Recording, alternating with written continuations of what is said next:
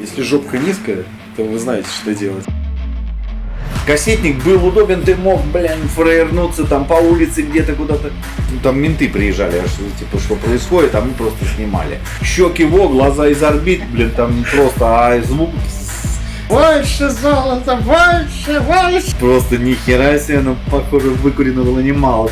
Открываешь новую пленку, вот этот запах. Слышишь просто гитариста, там себя вообще не слышишь. Потому что играешь, там ориентируешься на барабанщика и думаешь, лишь бы он был трезв. Он весь такой, как на пружинке, такой прибежал. Поиграли, там пару лет, записали альбом, он выстрелил платиновый, стал. Хотите, я отрублю ему голову.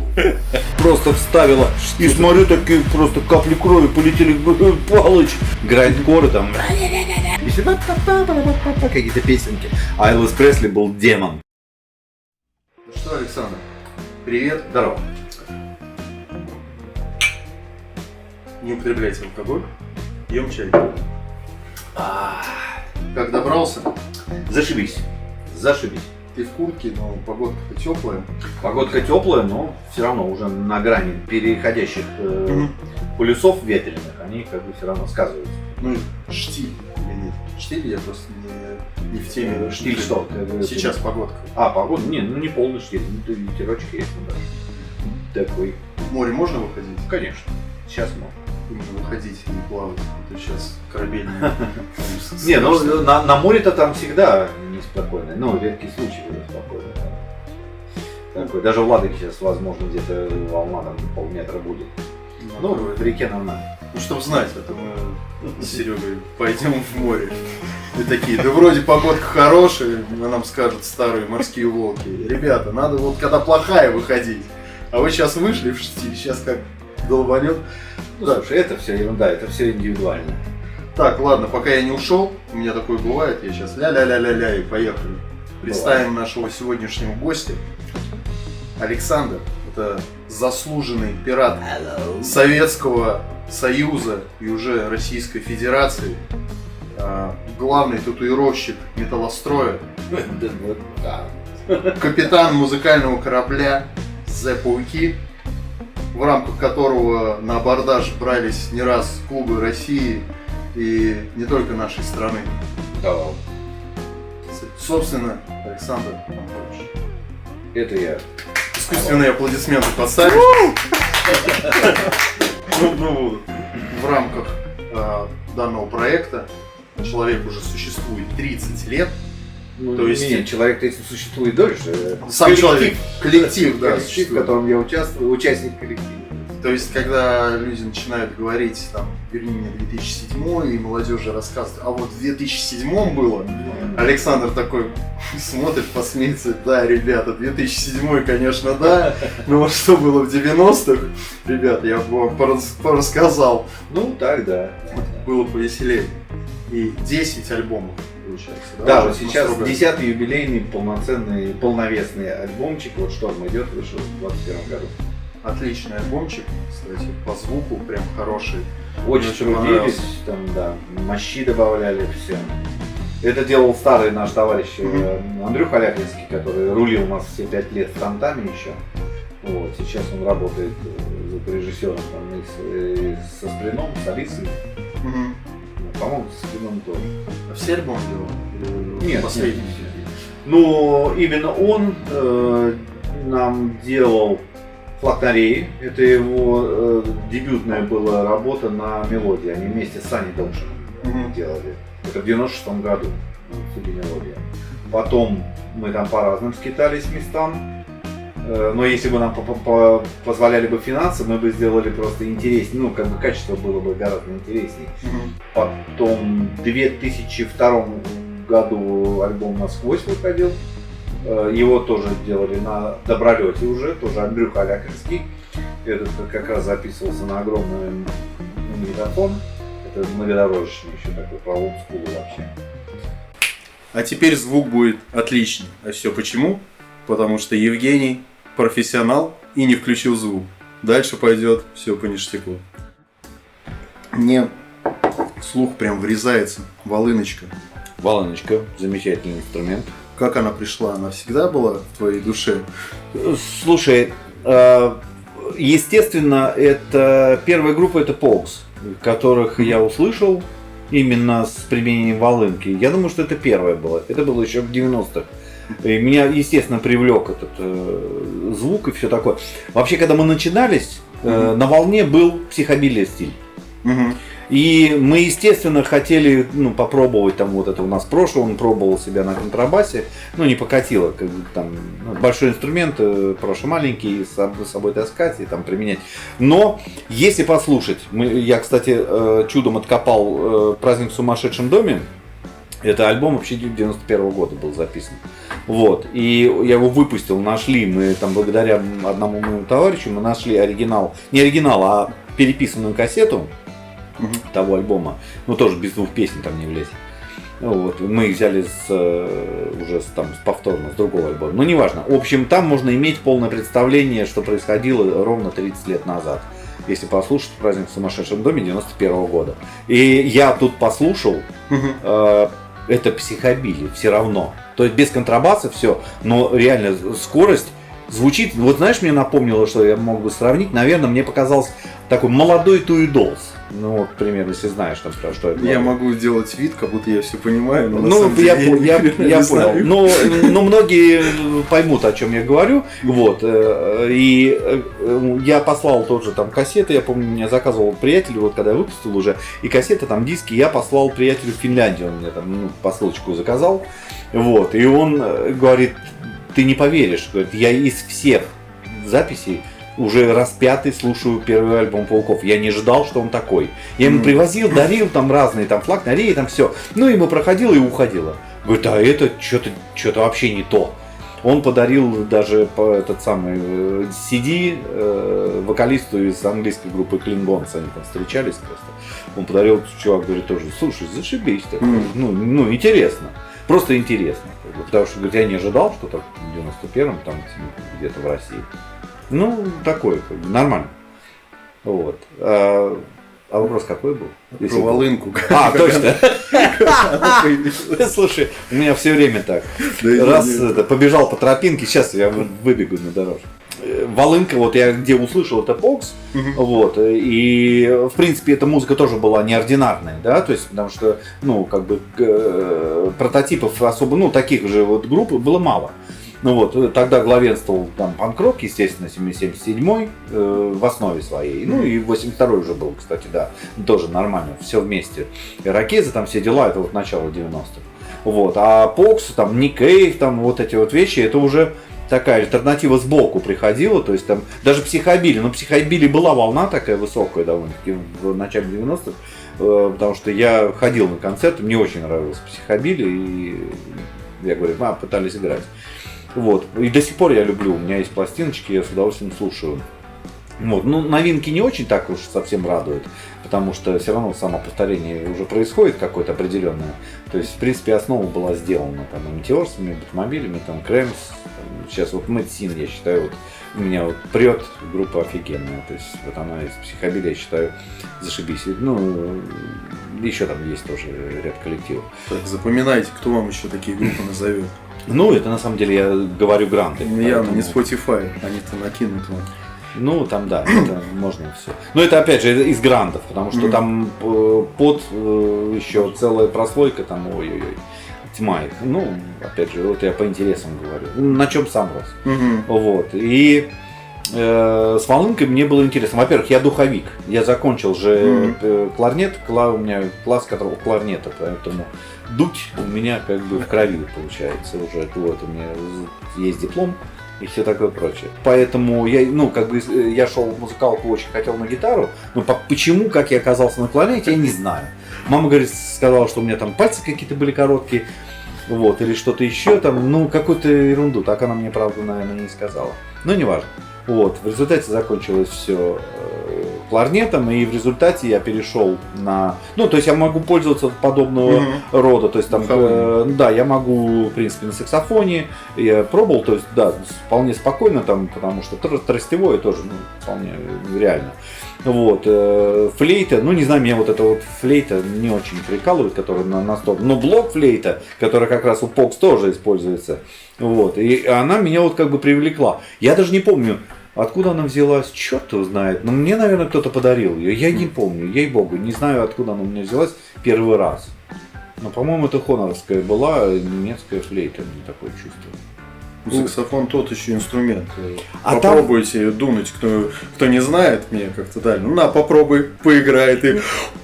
Я не знаю, может там перемычка какая-то стояла, я говорю, что-то не то. Не, там тростевая, понимаешь, кларнет, там система саксофона кларнет, она одинаковая, там трость делается, поэтому это только путем зажима губ, ну типа насколько сильно. Там можно зажать и вообще не вдуешь воздух. Да. Там надо, это специфически. Но, в принципе, я с одного на другое спокойно пробовал. То есть, ну, и не виртуоз, но играть могу.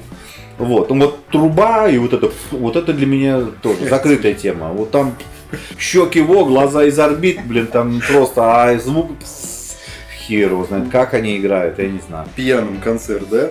1,5 часа. Ну, вот такой истории, такой, я больше пить не буду, слишком тяжело. Не, вообще волынка нравится, у меня еще, знаешь, сразу ассоциации, раньше сериал был, ну, вначале фильм был, потом сериал, этот «Горец». Меня зовут Дункан Маклауд из клана Маклаудов. Я родился там 400 лет назад у берегов Шотландии, там вот это вот все волыночка нравится. Да. А как тебе, кстати, волынка у Корн? Ну, не метал, они же тоже этим увлекались. Там и юг шотландский, такая смесь. Так, подожди, это в одной песне, по-моему. Или он в начале это вообще использовали, насколько я помню. Ну, перед концертами там обычно вот такое. Ну, это же... Хорошо, такие аутентичные. Да нет, само собой, это нормально. Сейчас вообще все только прокатывает миксы. Ну, я имею в виду, что вот реально подъемные. Группы миксуют, что-то добавляют. Там металлисты вот очень популярно стало там скрипочку добавлять. Это популяция. Скрипочка вообще хорошо заходит. Ну, да, после, вот... наверное, Короля и Шута там много кто стал скрипку тоже использовать. Ну, как бы да, но это специфическое такое. Ну, я бы не сказал, что в Короле и Шуте это было потрясающе. Это только в отдельных песенках, но когда это все время, она смягчает немножко уже звук, то есть ты уже отходишь от привычного, потому что Король и Шут все-таки очень напористая группа. А скрипка, она вот именно разбавляет такое, дает немножко вот... Ну, она больше раскрылись, по-моему, вот акустический альбом.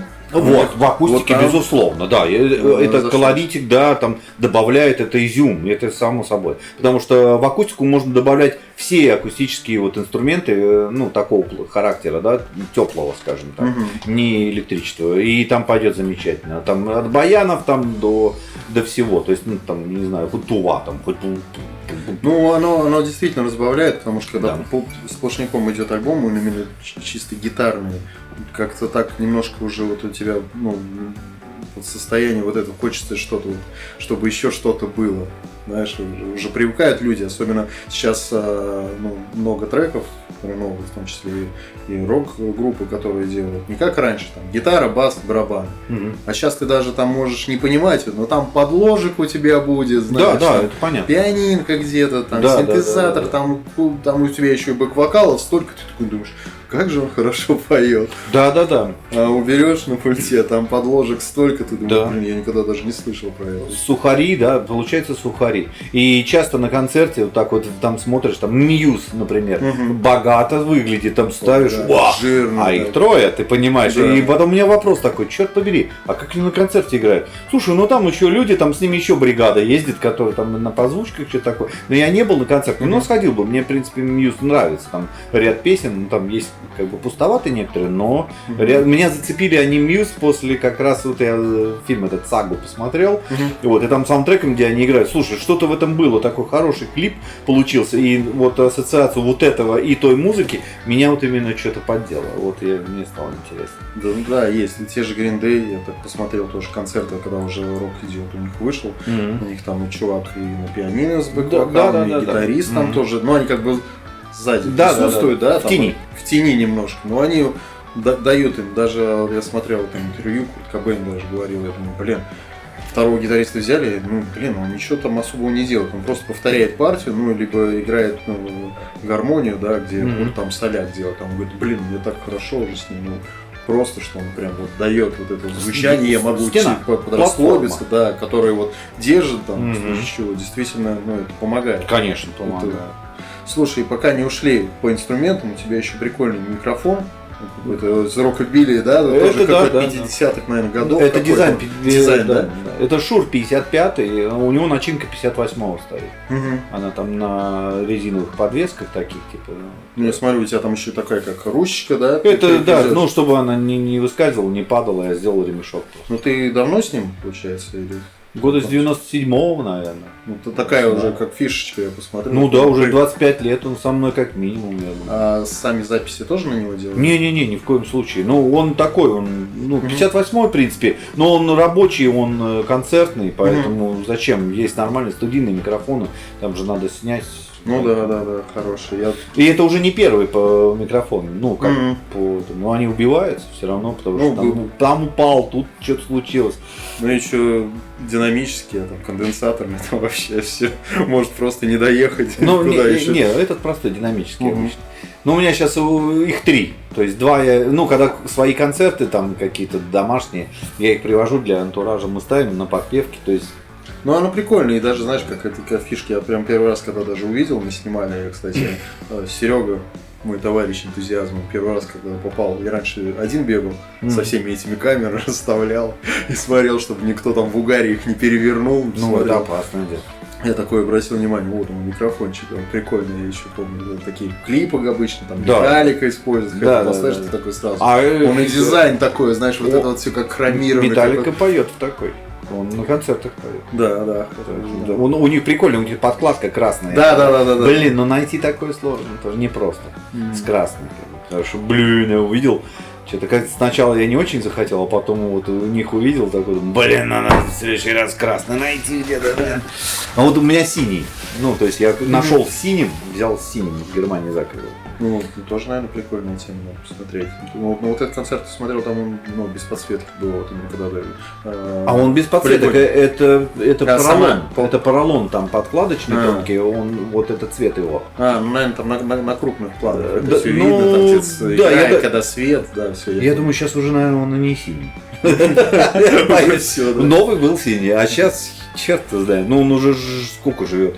Ну, лет 10 ему последнему микрофону. Вот этому. А так на студиях там без разницы, какой микрофон, ты тоже подбираешь, потому что я смотрел, чуваков много говорит, кто в том числе записывают, да, и говорят, нужно подбирать под каждого вокалиста, у кого-то более басовый, ну, у кого-то, да, у кого-то не. кому-то, знаешь, да, кому-то обычный, да, шур подходит, а кому-то надо конденсаторный как-то раскрыть, у кого-то наоборот, резкий. Ну, там при конденсаторных использовании, да, Мгм. то есть там просто диапазон, Да, ну, в принципе, диапазон пошире. шире. Там ты можешь двигать вверх-вниз немножко там, Мгм. получше. Просто вот эти динамические, они, конечно, по направлению. Но мы делали как? Я люблю такой, там немножко двойной звук, чтобы там не париться. Были альбомы, я уж сейчас не помню на какие, но мы просто, я в руках держал.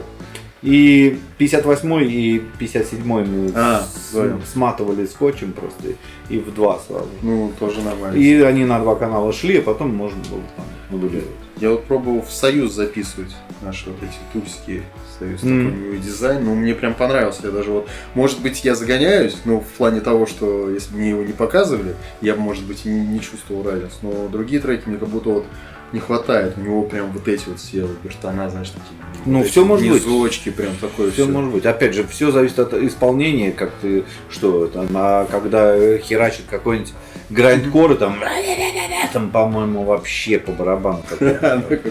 Ну, в принципе, там какие там обертона, там, кто там разбирается. Ну, там не поймешь. Согласен. Поэтому это же все зависит от информации, которую ты хочешь донести в каком-нибудь уже контексте. Мгм. Слушай, хотел узнать, у тебя же ребенок есть, дочка, да? Да. Ну, не знаю, насколько она уже сейчас ребенок. Ну, 20 лет уже делать. Хотел узнать, как она относится к творчеству The Клыки и вообще как порог. Абсолютно ровно. Вообще, Ровно? да, вообще, да, ну, ей по барабану, в принципе. Но дело в том, что она же жила и росла с этим, Мгм. поэтому ее, ну, понимаешь, да, то есть, Да, ей, да, в принципе, это не, ну, как бы ее... Папа такой был всегда, то есть, Мгм. папа забитые руки, то есть, там, с ней гуляешь, как бы, ей-то пофиг, дети там глаза ломали, как бы, а ей-то все равно. Вот, она что вроде все такие, то есть, ну, также по музыке. Мгм. Ну, она слушает такой нью-метал, любит такой, там, немножко с романтизмом, с каким-то вот скиллет, там, знаешь, такие вот группочки.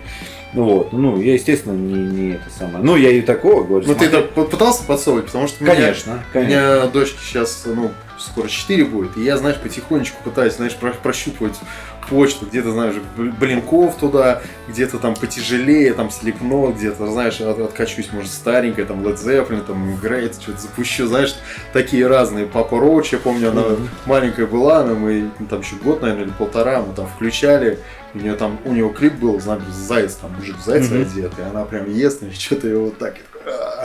Ну, знаешь, я прощупываю почту, я понимаю. Как у него будет. Просто интересно, у многих, знаешь, у кого-то наоборот, типа, ну там смотришь, люди занимаются кто музыкой, там человек, ну, отпуск идет вообще в другую сторону. То есть с музыкой не связано. А кто-то прям по этой же теме. Просто это потому что переизбыток. Ну, опять же, ты когда с этим живешь, ты просто тебе надоело уже вот это вот все какое-то. Ну, это именно, ну, хочется отойти от этого, потому что, ну, не зацепило в какой-то момент.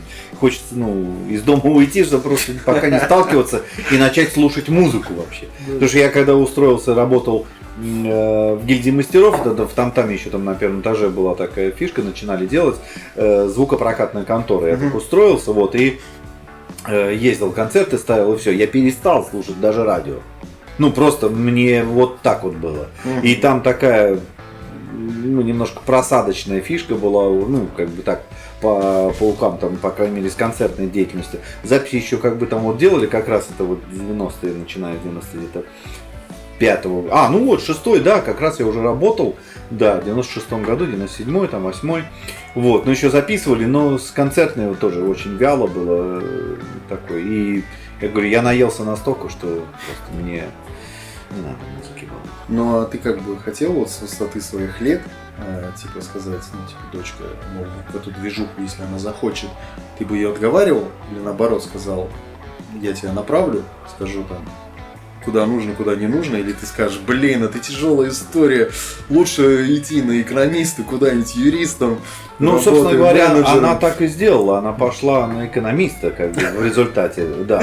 Ну, дело в том, что, понимаешь, я бы посмотрел в первую очередь, куда бы ее понесло. Ну, чтобы посмотреть и уже, увидев дверь, в которую она ломится, то есть я бы уже там, ну, объяснил бы, что за ней. То есть нужно ей туда или нет, она бы решала, там, ну, если, конечно, это уже совсем не что-то криминальное такое, где откуда вынимать надо было, там, не дай бог. Ну, вот. А так вот я говорю, что, ну, типа, я делаю такие вещи, да, вот она, типа, вот, мне скиллет нравится, там ставит, я говорю, а это, говорю, последствия, вот, тебе Limp Bizkit, вот тебе Linkin Park, ну, образно, вот, говорю, это, в принципе, последователи, ну, уж Limp Bizkit точно. Вот. И так, о, прикольно. Ну, послушала что-то. Ну, не подсела ничего, но она в ногу со временем. Просто так, ну, пока истории не очень не увлекается музыкальной, ну, скажем. Она поняла, что откуда, то есть, ну, вот это больше мне нравится. Ну, и там вот так современные песенки сейчас уже разносторонние, но там больше по, типа, каким-то кинофильмам, там тоже каким-то. Ну, вот это, где применяется, там совмещение чаще даже с видосом идет, когда, то восприятие уже другое.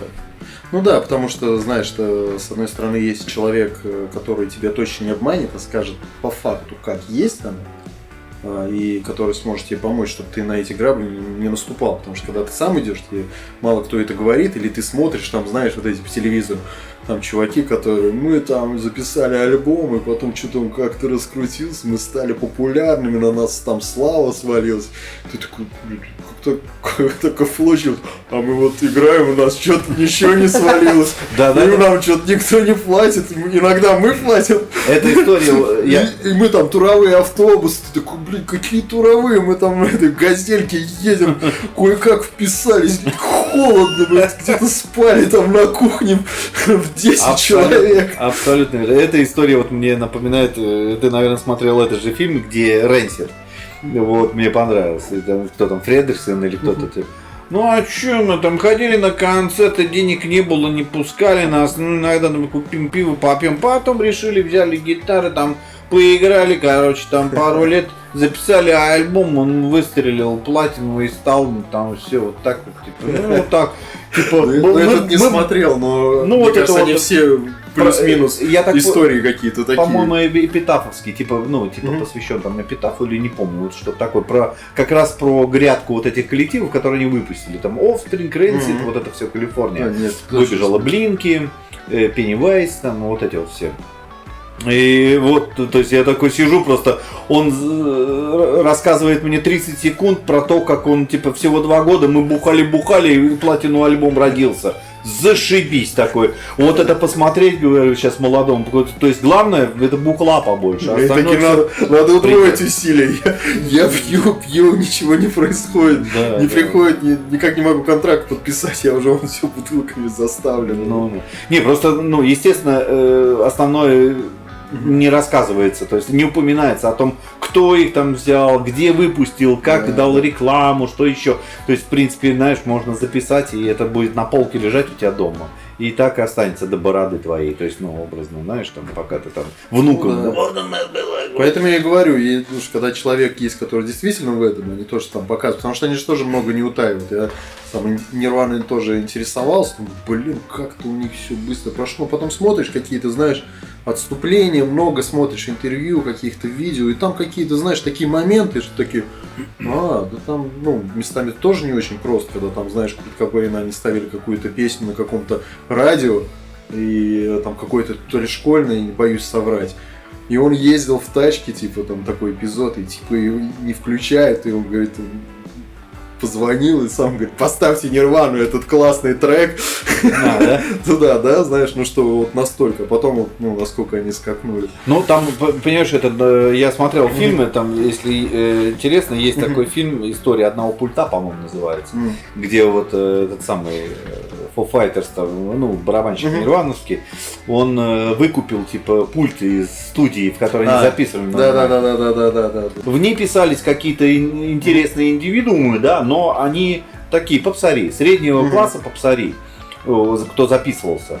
А просто эти пришли и рубанули на том, что возможно гранж. И как бы в результате получился вот на попсовом звуке вот такой вот, понимаешь, да, и получилось как и металл смесь, да, у них и как бы звук подачи попс. По сути, да, если взять вот, если Нирвану разложить, если ее взять какую-то обработку и там закинуть какой-нибудь Майли Сайрус или там Джастину Биберу, там уже и убрать эти гитары, убрать его экстрим вокал, взять именно гармонию, взять его именно вокальную партию, они достаточно такие очень мотивные, это песни. И там можно текст подубавить, там сделать его более лояльный, знаешь, но по факту они очень, это такие как битлы, знаешь, такие вот уже именно такие более тяжелые. Взорвались с этим альбомом, да, и понеслась, остальное уже доделал уже молодежь. Как металлисты сказали, сволочь. Мы так росли в 80-х, но появился Курт Кобейн и все сломал, все убил нас всех просто. Так и получилось. Там только все из металла, только гранды, типа вот металлики. Там даже попсарей, даже Майкла Джексона подвинули немножечко там с его вот этими песенками крутыми, потому что с попсой не знаю, как связан Курт Кобейн, но факт, что вот. Я имею в виду по чартам, как они двигались. Слушай, вот такой вопрос еще интересен. Я-то это уже, наверное, чувствую, но когда растешь, как будто бы музыка впитывается в тебя более сильно. То есть, когда там тебе, не знаю, там от 12 до 18 лет, ты вот это вот все впитываешь, и тебе кажется, что дальше как будто вот ты уже слушаешь музыку, она уже как будто тебя не торкает. Как будто, ты вроде слушаешь новую группу, но они уже не заходят так круто, и ты остаешься, как будто даже с Серегой разговаривал, мы там привыкли, New Metal, знаешь, там у нас осталось там Limp Bizkit, да, вот это вот Korn, там Linkin Park, да, там какие-то группы панковские, там вот тоже Offspring взять, знаешь, вот как Блинки, вот, на которых мы росли. И мы такие, ты такой слушаешь, да, прикольно, но уже прям вот тебя так не продирает. И я такой начинаю думать, а вот когда общаешься с отцами, знаешь, они говорят, да это все херня. Вот Led Zeppelin были. Вот послушай Led Zeppelin. Абсолютно. Вот это, Queen. Ну-ка, послушай Queen. Ну, да? Вот это уже не качает, и они уже не могут это перецепить. Я такой сижу и думаю, а может быть, вот это вот, знаешь, цикл идет, и сейчас я уже такой же, как наши отцы, которые говорят, да Led Zeppelin вот уже круче не сделает никто. Ты такой, блин, да нет, вот Linkin Park. И ты сейчас пытаешься людям, да вот это было круто, они, ну, вроде да, круто. Так, представь, что скажут ваши дети. Да, типа да, того. Да. То есть ты будешь потом доказывать, что вот Блинки это было там пик, это там, не знаю, там Линкин Парк, что-то там эксплойты какой-нибудь. Господи, о каком дерьме вы говорите? Типа. И вот просто интересно, чем они. То есть вот сейчас там, типа, знаешь, там я не удивлюсь, если Cannibal Corpse будут ставить на вот детских утренниках. Это как Элвиса Пресли запрещали в свое время, там просто, типа, ни в коем случае, чтобы там, не дай бог, если какие-то песенки. А Элвис Пресли был демон, просто, грубо говоря. Сейчас Пресли даже на утренниках там, типа, стыдобав поставить. Ну, имеется в виду, что... Black Sabbath, там вообще там, это там вот лютый, ты такой... Нормальная, обычная музыка. Я могу сказать, знаешь, что я по себе скажу, да, то есть я сейчас музыку, я привожу очень много пластинок, но сейчас поменьше. Да, вот интересно. Я, знаешь, у меня как ритуал определенный. Я просто люблю копаться в винилках вот этих, потому что я в любом случае был маленький, я рос на виниле. Они, ну, были там отечественные, там у мамы еще всякие Пугачевы, там что-то, там какие-то вот исполнители древние, вот эти, Лещенко, там что-то еще.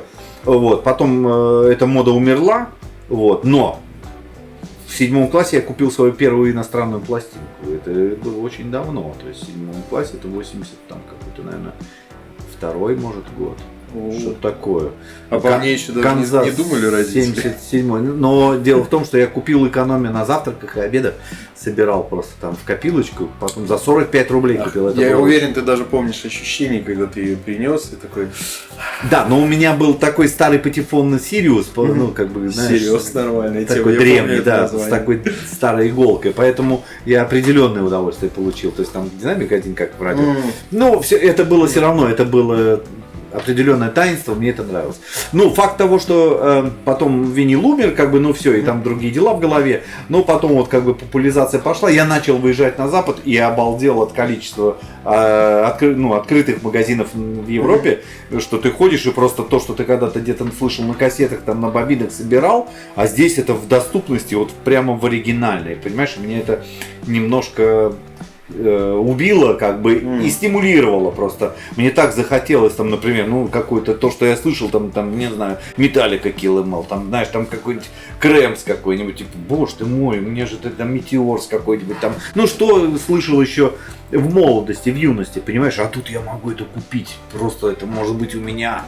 Ну, вот каким-то образом, да, я начал набирать всякие пластинки, разные, причем впоследствии начал разные набирать, там, до Элтона Джона, там, пофиг. Ну, если хорошее состояние, то есть думаю, послушаю, ну, типа, ну, она почти новая, там, недорогая, возьму, ну, кому-нибудь пригодится. Вот, я это все волоку домой, да, и слушаю все, что привез. Вот, все. Единственное, кого я не смог перевернуть на вторую сторону, это был Элтон Джон. Я не знаю, почему. Просто не смог. Ни одного альбома. Просто все. Первый, да, ну, не могу.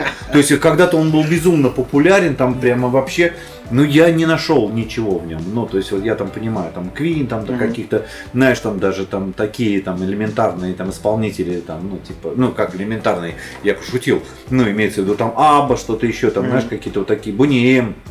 Ну, это вообще мое детство, там, плясовое, как бы школьное, знаешь, вот. Но тогда это был пик, зашкал просто вообще, там, Boney M плясать, это почти что, блин, предательские танцы такие, знаешь, там, ну, образно. Не под Пугачева, вот видишь ли, а под Boney M. Сейчас кто-то слушает вообще просто, что он... Я же открываю телефон, и у меня тут все вот просто, любая вот, насколько шагнул, знаешь, ты что собираешь, а сейчас ты заходишь, пауки, сколько альбомов? 10. Послушай-ка я с самого начала или там с конца. Ну, чик-чик-чик. Вот. Нету, ты уже пластиночки-то так, нету такой ценности. Когда нету ценности, ценность давно ушла. Так вот, я тогда сейчас закончу ту мысль по поводу, как я теперь слушаю, то есть, что я, свое личное, да. Я реагирую на музыку позитивно, если она меня не раздражает. Все. Простой рецепт. Вообще. Пофиг какой стиль.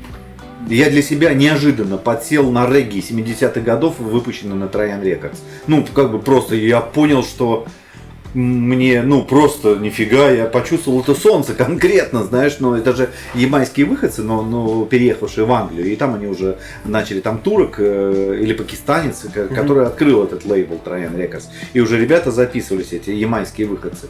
Вот, откуда пошла вся тема скинхеда. Ну, скинхедская вообще штука, это как раз белые англичане, которые начали тусовать, и танцы танцевать, типа там рабочий класс вот под этот самый, именно под регги. Ямайский регги. Да, под ямайский. Вот это вот 68-го история. года как раз, вот он начали, существовал лейбл всего 7 лет, до 75-го.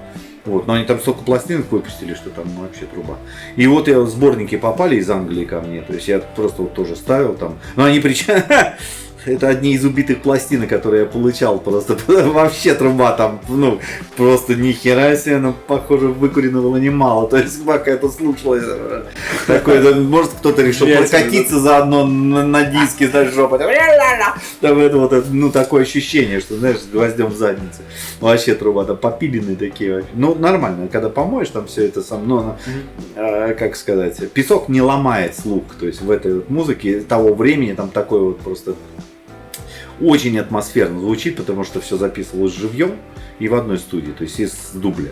Есть потрясающий фильм, рекомендую, кто хочет узнать об истории какой-то вообще возникновения, начиная с блюза и там уже переходя в рок-н-ролл, это Cadillac Records.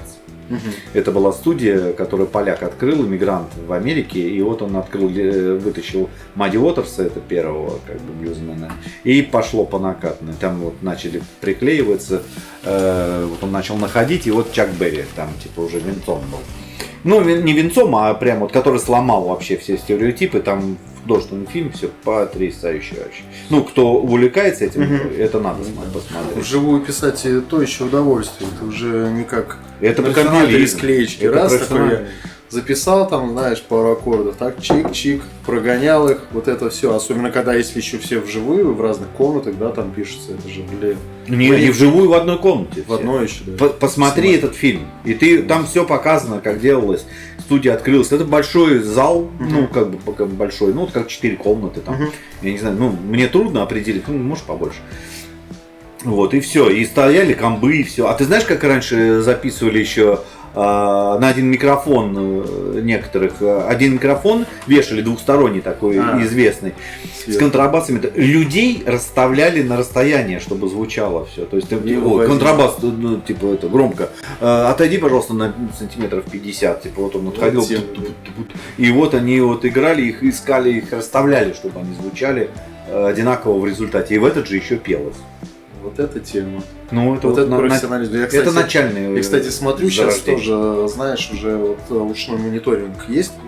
Используете же, да, вы тоже эту тему? У нас Леха Волынчик пока использует только его. И, по-моему, барабанщик у вас на наушниках. Нет, барабанщика это микрофон. Микрофон у него только, да, был?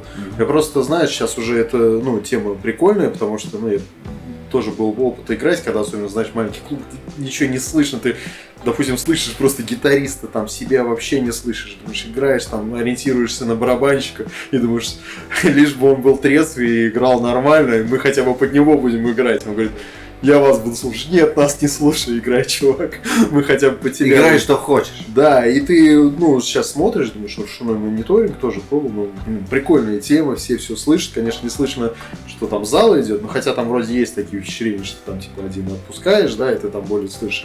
Но я к тому, что ты потом смотришь какие-нибудь, знаешь, старые записи, когда чуваков вообще нету, никакого ушного мониторинга, это уже Нирвана, они прям...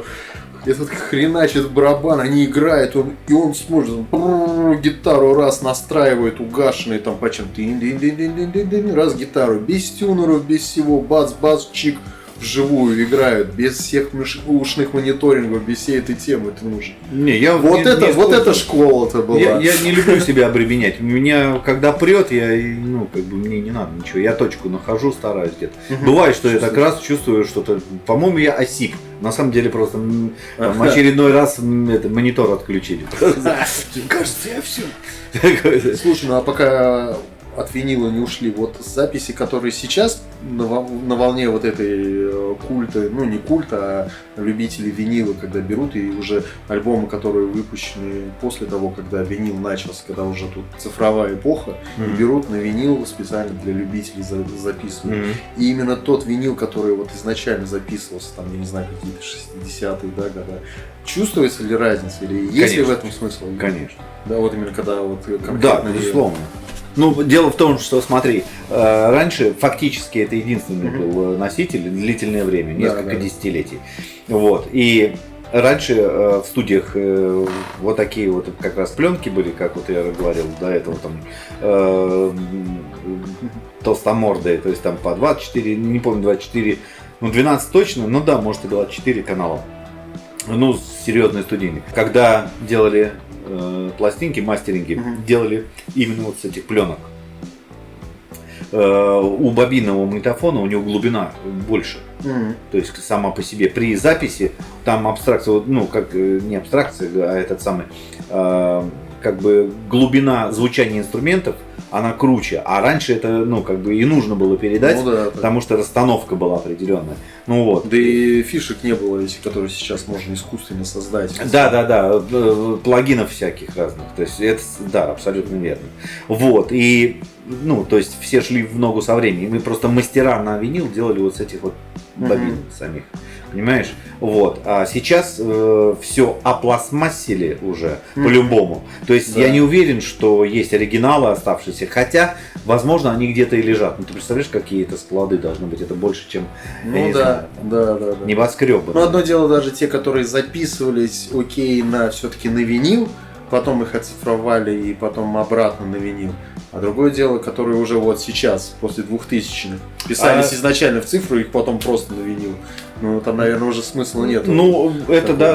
Ну, вот в любом случае, все, что сейчас делается, там и мы, и там, или нам подобные, уже все равно ты делаешь с цифры. Да, потому что все в компьютерах, да, у тебя только вот WAV, этот самый, WAV, как он, файл, ты его отдаешь, как бы и все, его там, грубо говоря, уже делают. То есть уже не в реальном времени, все равно опластмассенное. Ну, как бы уже там добивается определенное качество, но это немножечко не то.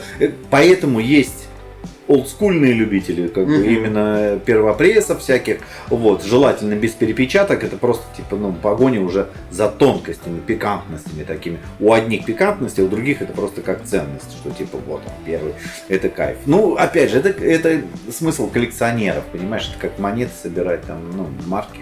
Только пластинки, они...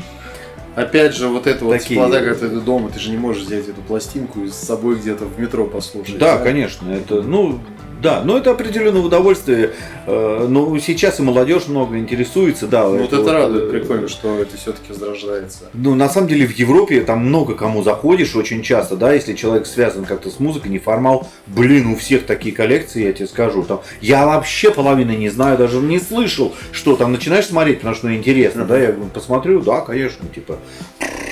Что это такое вообще? Это даже из того, что я вот не слышал, знаешь, ну, то есть такого, блин, вообще труба. Сколько издавалось этого винила, я даже не представляю. Меня, наверное, сейчас виноделы все, как винилоделы, винилолюбы, просто обматерят, потому что я когда был маленьким, я еще помню, маленькая пластинка была, и еще какие-то сказки были там, знаешь, у меня зазвонил телефон.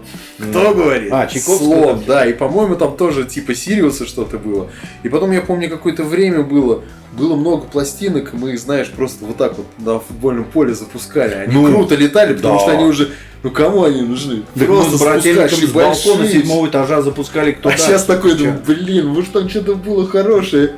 Я все запускал, там их разбивали. Слушай, нет, я тебя могу успокоить, что тиражи просто были настолько огромные в СССР, что если тебя действительно что-то интересует, ты съезди на уделку и ты найдешь наверняка. Ну там в основном это все мелодия была. Естественно. Вряд ли я думаю, что у меня там что-то было откуда-то привезенное, это точно. Я, кстати, вот когда мы переписывали песенку «Флаг на Рейн», мы его сделали на этом самом, подожди, куда мы его вставили, это где она у нас? На корабле, корабль в Гавань не пойдет, по-моему. У меня там как раз детских сказок вставки с пластинки виниловые я записывал. Там с этого антилопа, как ее, золотым копытом-то что-то, я забыл, как называется. Золотым копытом я, там еще вот этот вот голос такой. Я помню, да. Вот, и я просто ее тоже, откуда-то у меня взялась эта пластинка из кассы. Больше золота, больше, там этот Рошали какой-то, когда он, я помню. Хотите, я отрублю ему голову. И вот он смеется, там, ха-ха-ха, вот я брал, там есть ха-ха-ха, и потом там этот колокольчик, рында, типа там вначале тоже откуда-то оттуда.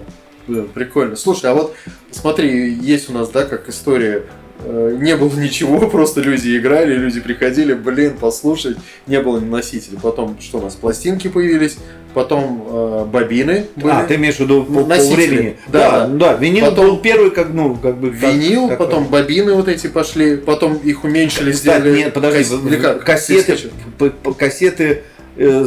пленочные, вот и кассетники, они давно. Кассетники еще. А что, бобины или кассеты, что было-то раньше? Слушай, я не знаю. Я думаю, с появлением пленки просто был уже вариант, да, потому что вот были уже такие вот обычные бобиновые магнитофоны. Если посмотреть даже какие-то старые фильмы, то знаешь, когда прослушивали в комнатах, записывалось еще во время войны там на бобиновые магнитофоны. Поэтому я думаю, все-таки бобины, потом как-то это плавненько быстро все-таки в кассету, именно наверное, да. Маленькую перешло. Да, где-то, наверное, так. Потом что у нас были? Диски. И потом что-то какой-то вот это мини-диск, если он еще был, и потом резко все в цифру ушло. Ну все да, это, да. MP3 и все. Что все-таки из этого самое крутое? Все-таки винил остается. Ну вот, если ты любитель музыки. Слушай, в принципе, у меня все было. То есть у меня и бобинник стоял, это, ты знаешь, я, наверное, сказал бы, что это каждый элемент, каждый вот этот вот, да, в нем свой кайф.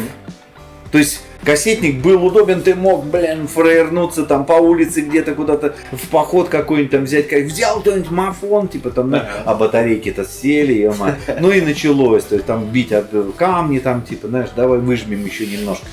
Вот, вот это все. И бобинник, это уже это уже такой, взрослый прикол. Довольно-таки взрослый. У меня появился, я маму уломал, где-то учился я на первом курсе, по-моему, ПТУ тогда, что ли, мы купили магнитофон Нота. Такой, небольшой такой бобинчик был. Достаточно, довольно-таки дешевый по тем временам, из бобиновых, самый дешевый. Но я радовался ему, то есть, потому что это у меня были просто старшие товарищи, которые занимались уже тогда там обменами от винила, ездили на толкучку, там вот именно занимались винилками. Вот, они любезно записывали, спасибо им огромное, вот, давали возможность. Причем, не помню, если и брали, какую-то мзду вообще копеечную. Я не помню, если даже вообще брали. Но у меня была большая коллекция довольно-таки. То есть, давай пленку запишу. То есть, вот как-то эта безвозмездность была такая вот.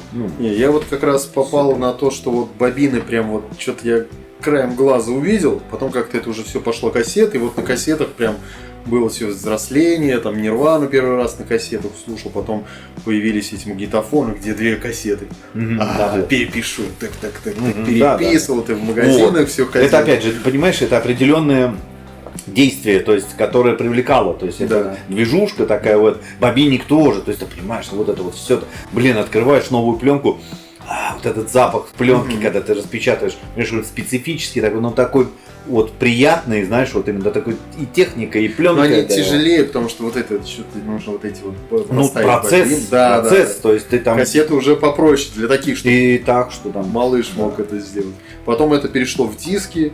Я еще помню, были пока не первый, не MP3, у меня даже еще был этот плеер с диском. Такой, на морозе кончилось. Открываешь это. Я еще помню вот эти истории. Книжка, вот это, какой диск. Стоишь, засунул, все, холодно, включил. Потом MP3, ого! Это значит больше там 12-20 песен будет. Это можно слушать, не переслушать, уже переключать. Причем в миксе, грубо говоря. Да, потом уже все, потом уже вот эти вот все флешки, уже MP3 уже пошло и уже как-то. Но все равно, да, вот это ощущение уже пропадает.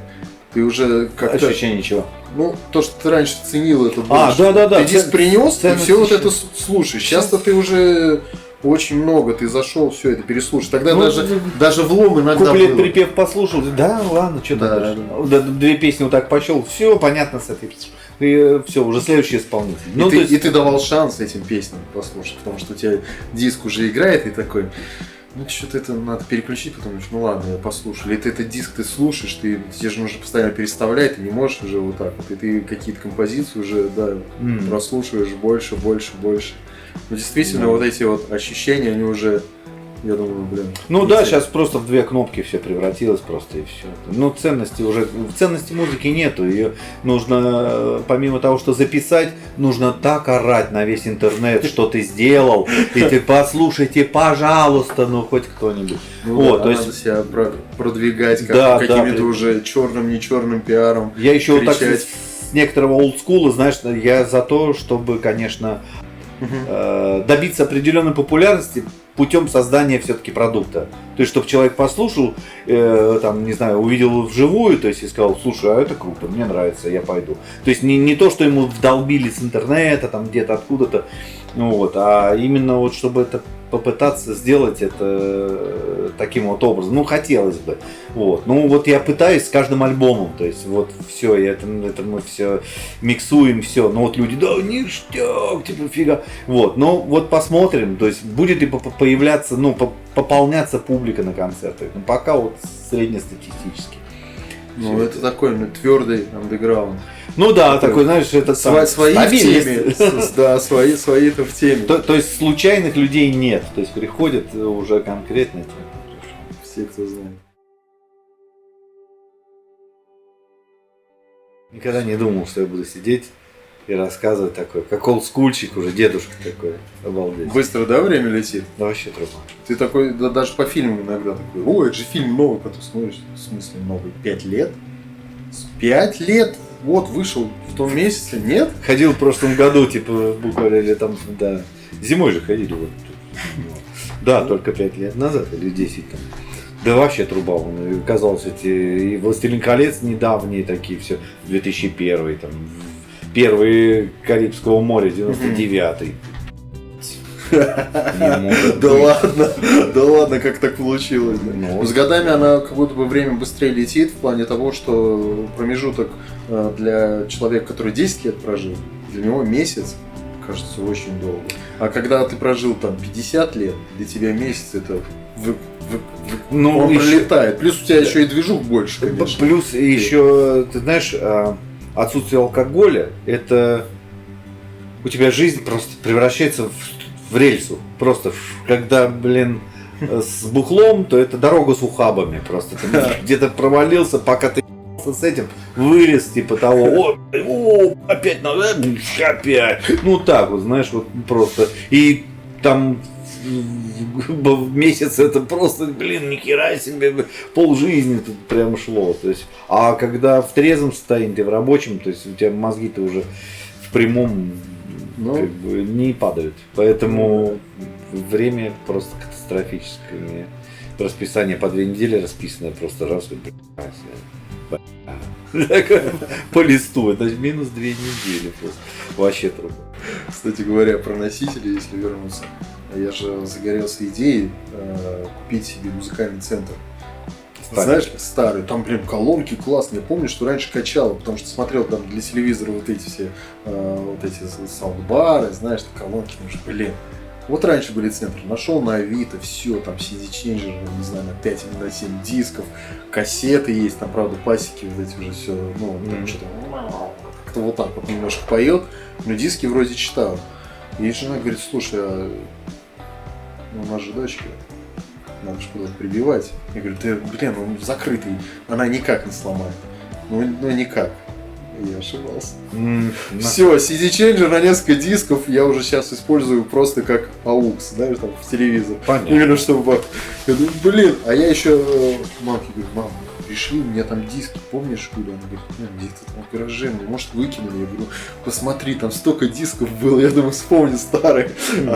Она мне прислала эти диски, все. Я, ну, буквально там несколько дней мы послушали, и все.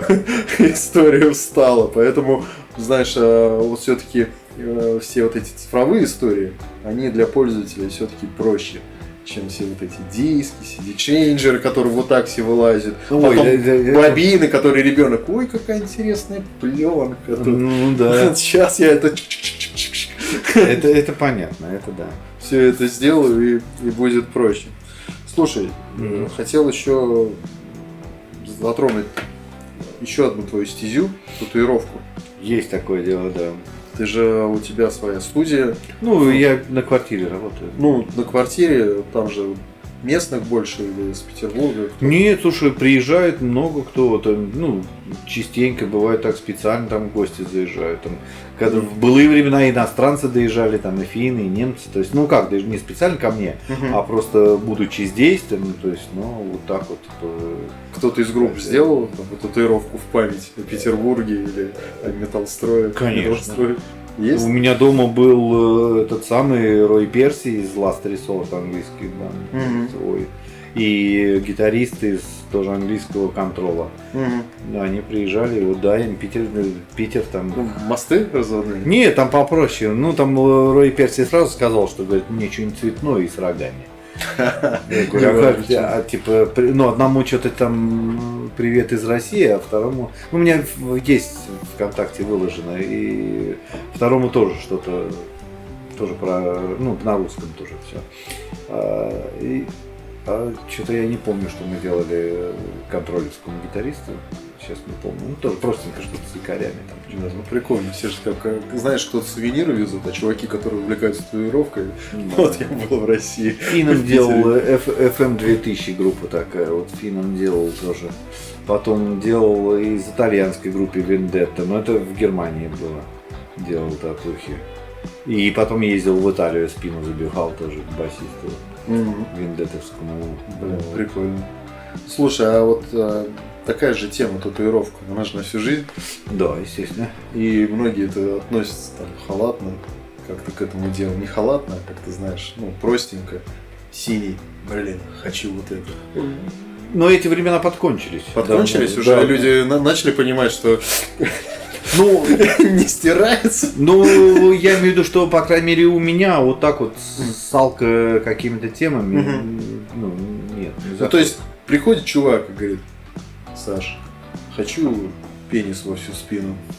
Наколи, ты скажешь ему, ну, типа, чувак, может, подумаешь все-таки пенис на всю спину не лучшее решение для татуировки. Ну, или скажешь, ну, если так хочется, то давай. Но я предупреждал, что ну нафиг, надо подумать. Ну, именно таких вопросов не возникало, конечно. Ну, чтобы... утрированно. Ну, образно, да. Я смотрю просто по человеку, да, там, если просят, типа, там, кисти, шеи, губы, там, лицо.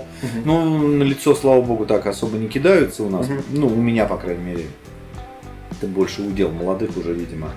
Вот. Но так вот тоже предупреждаю. Я просто вижу человека, если там какой-то неформал уже, то есть, ну, так, ну, я чувствую человека, что да, ему уже можно. Ему да, пришло в принципе, так, пофиг.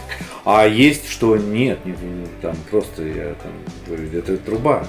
Я просто объясняю, что с ним будет потом, с ней там, или с ним там, неважно, да. Но я вижу, что, как бы, еще можешь тебе жить. не нужна, как в Фобере, тебе не нужна. Ты еще можешь давать кровь, ё-моё, зачем да. тебе это? Вот, то есть, ну, не опускайся до проблем. Рано еще тебе, то есть вот так вот. А кто-то уже... Не, ну понятно, когда уже весь забитый, все равно же кто-то пытается потихоньку начать. Ты давай мне вот здесь тащи такие маленькие точечку сделай. Я просто попробую, не хочу сразу потихоньку. А кто-то сразу приходит и говорит, давай на лице, на лбу, король. Сразу, король там, король жизни наколи. Ну, да, примерно такого плана вот было. То есть я бы хотел на лбу там. Тоже, там, я говорю, ладно, приезжай, я так не понял по профилю, говорю, ну приедешь, поговорим. Ну он что, на кисти хотел? Ну приехал парень там до 20 лет, ну, не формал, ничего, Матерь Божия. Да ни в коем случае. То есть, это самое. Вот. Я говорю, я просто хочу тебе жизнь сохранить, поэтому типа я не буду тебе на лбу колоть. Ну да, потому что это такой момент все-таки. Сейчас да, а потом через месяц уже он... Ну да, он говорит, я договорился с начальником, я кремом буду замазывать. Понимаешь, я оставшиеся 40 лет. Тоналка, нормально все. Ну просто, то есть, как бы понятно, что это полное неопределение. Я говорю, я не буду. Он говорит, да я пока ехал, я передумал. Ну тогда вообще, может быть, не надо татуировку. Может, пока временно, хной пока. Ну кисть ему сделали, хорошая работа, там все. Но опять же, у него тату-хнехт, вот первое сразу на кисти. То есть, да, открытая, да? Да, чтобы было ощущение, что весь забитый полностью. Ну это нормально, ты ходишь такой себе, блин, у него даже на кистях, уже на лбу. Да, наверное, ковер. Он снимает, а там вот на лбу и на кисти. Ну да, вот бывает такое, да. Как дополнение к одежде просто. Ну, модно. Ну да. Слушай, а про такие приходилось переделывать? Постоянно. Это сложнее или наоборот? Ты такой, блин, прикольно, что из этого получится? Вот там какое-то вообще что-то несуразное? Я тебе сразу скажу, что я понятия не имею никогда, что получится в результате. Ну, как бы, нет, я шучу, вот. Я понимаю, что, допустим, перекрытие, да, хорошо, когда просто черно-белая работа, там какая-то древняя особенно, знаешь. Вот, она несложно закрывается черно-белыми тонами, черно-серо-белыми красками именно. То есть у меня такие большие баллоны для этого закуплены. Вот, и как бы вот в основном взрослые такой вот уже мужики, там такие 30+, там, знаешь, так.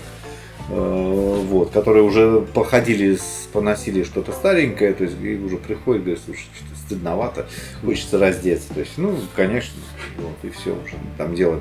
Ну, то есть, если там было видно, я показал там в телефоне последний, там, допустим, работы, там, что перекрывается. Ну, можем вывести какие-то потом на экране. Будет магия, и вот здесь появится, что перекрывается. Ну, там можно будет, если надо, да. Вот, и это вот, я думаю, что если брать, ну, каждый третий, скорее всего. Да, нифига себе. Ну, я думаю, что примерно так. Ну, что-нибудь перекрываем старое. Ну, больно. Ну, конечно, кому-то больно, а кто-то подсаживается и все, и ходит за этой болючкой. Там, слушай, да, ну вот кто знакомый говорит, блин, что-то не хватает. Такой, ты, блядь, весь забитый, по-моему. Надо еще. Вот здесь есть место, смотри, вот тут. Да. Вот тут кусочек, прям вот как-то не очень. Хожу как голый. Да, вот весь забит, а вот здесь вот кусочек, блин, остался. Ну, а по чувствительности вот тоже парня недавно делал. Первая была, ну, такой, как бы, и шрамики такие всякие есть, на груди. Вот, а это болючее место довольно-таки. Вот эти, да, еще места где-то вот какие-то такие. Да, подмышечные. И на груди, слушай, отлежал, такой замечательно. Ну, я чувствую, мы еще не раз встретимся. Мысль у меня проскочила. Когда людям, ну, нормально себя чувствуют и в этом, в такой вот, с таким вот энтузиазмом уходят, еще часто встречаемся обычно. Слушай, а используются какие-то там крем заживляющие? Или металлострой, ты говоришь, куда пришел? Какой заживляющий крем? Не заживляющий, наверное, замораживающий. Замораживающий, да, там. Ну, чтобы... сейчас уже ввели эту моду, как бы просто, да, теперь уже там тоже спрашивают, причем там. А крем используешь? Ну, блин, ну, то есть, особенно если вы еще не делали, но вы обязаны попробовать первую татуировку, да, вы должны просто. Зачем я это буду чувствовать? Блин. Ты должен весь смак. Ну нет, ты должен понимать, потому что, опять же, как там, то есть, как все пойдет. То есть, может быть, пойдет раздражение, откуда ты узнаешь? Там, может, краска даст тебе раздражение, ни с того ни с сего. Там. Может, совокупность краски и этой заморозки, это же тоже не полезно, в принципе, как таковое. Поэтому... Слушай, а на каких местах не стоит делать татуировку? Ну, мы же как физически, да, ты одно дело, ты молодой, там, подтянутый. А потом раз ты стареешь, у тебя все растягивается, и там у тебя была там красивая девушка там с улыбкой, а потом такая.